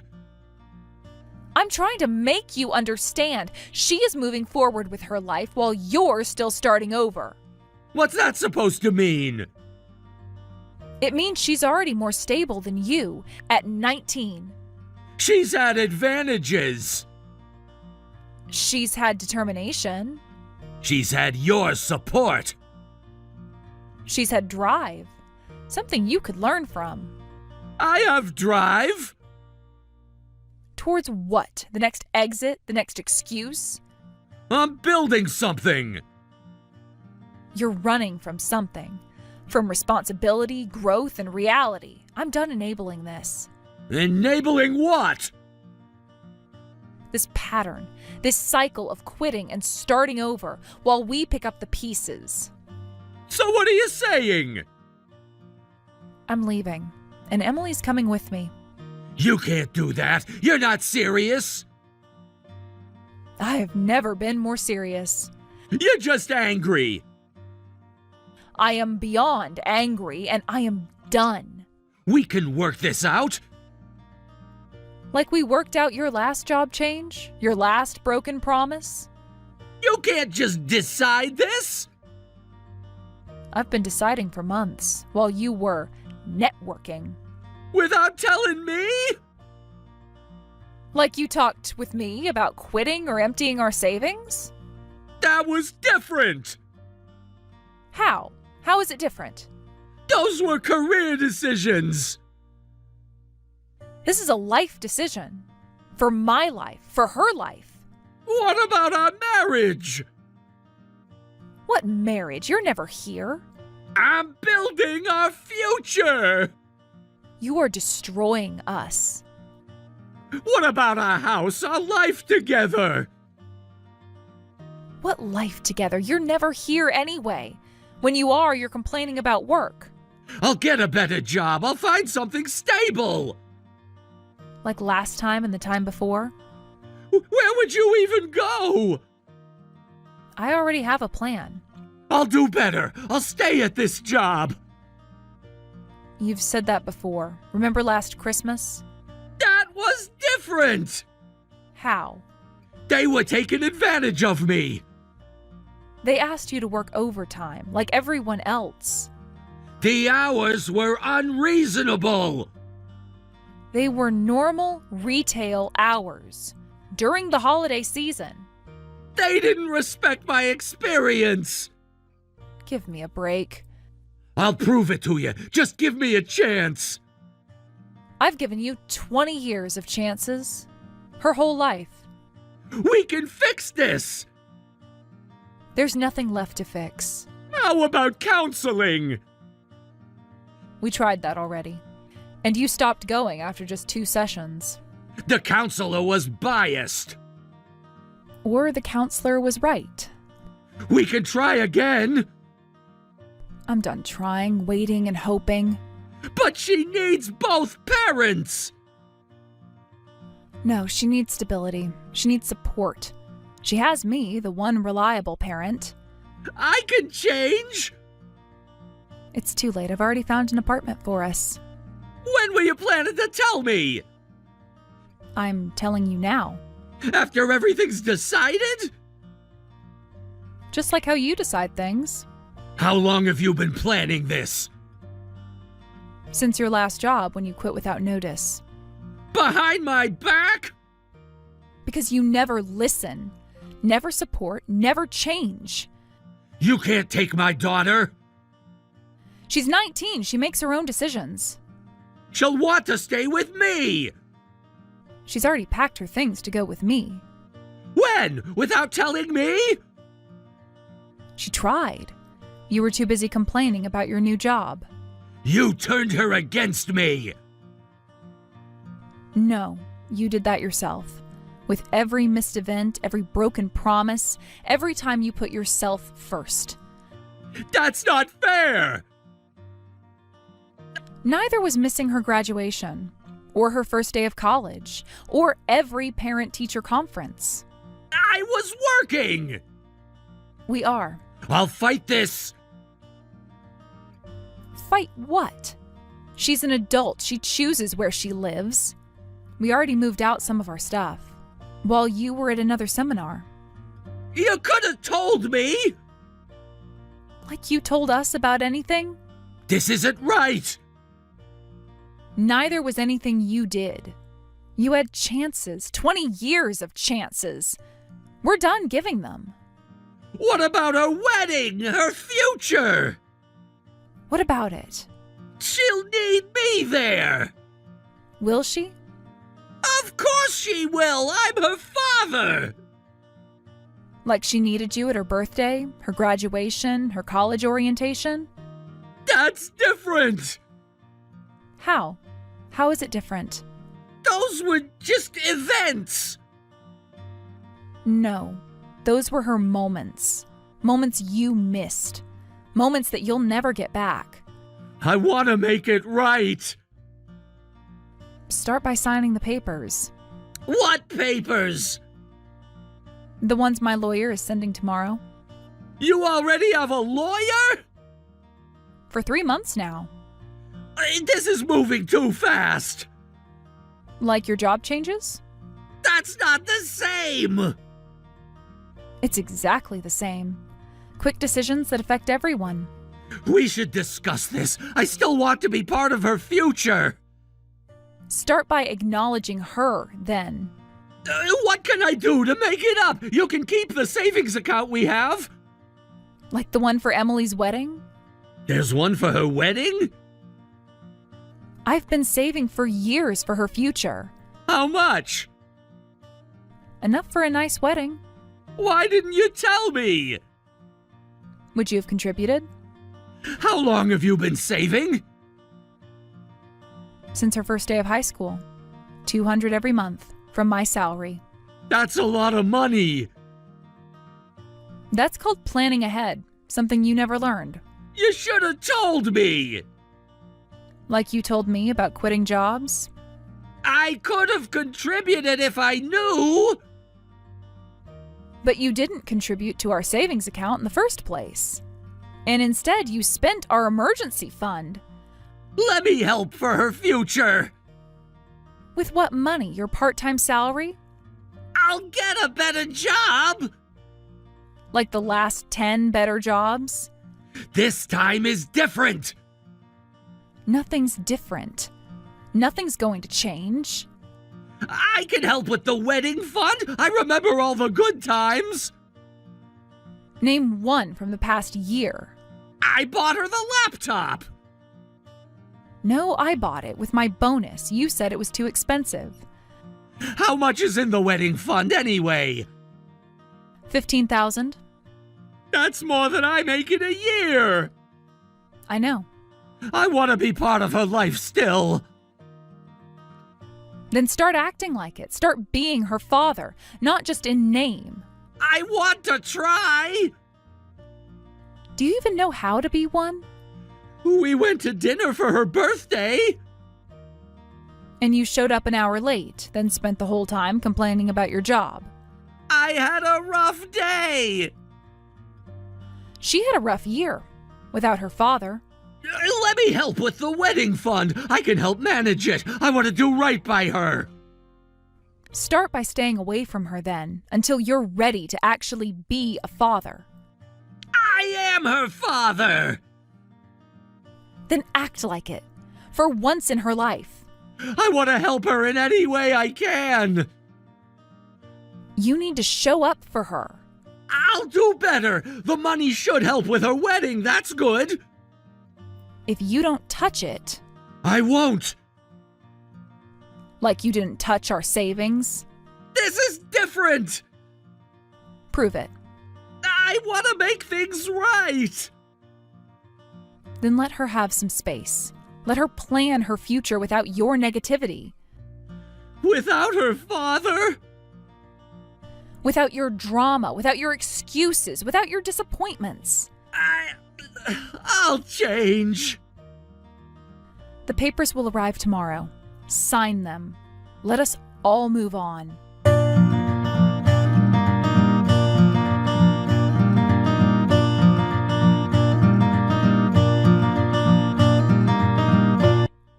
negotiations with my husband took considerable time. However, since he couldn't afford rent on his salary alone, we reached a settlement where I covered the moving costs. I really regret marrying such a pitiful man, though in the end, he did ask that his portion of the settlement be set aside for Emily's future wedding. Maybe his last attempt at closure. While I had some mixed feelings about this since most of our savings came from my salary, I was slightly relieved to see he still had some thoughts for our daughter. But feelings mean nothing without actions to back them up. Despite claiming to care about Emily, his behavior never showed it. I'm not stopping her from seeing him, but she's completely lost respect for him, so rebuilding that trust will be extremely difficult. It's arrogant to assume that being a father, daughter, or family means unconditional love regardless of actions. While I no longer have any affection for my ex-husband, I do hope he'll try harder as Emily's father. I'm not expecting much, but if he truly cares about her, maybe this time he'll actually put in the effort.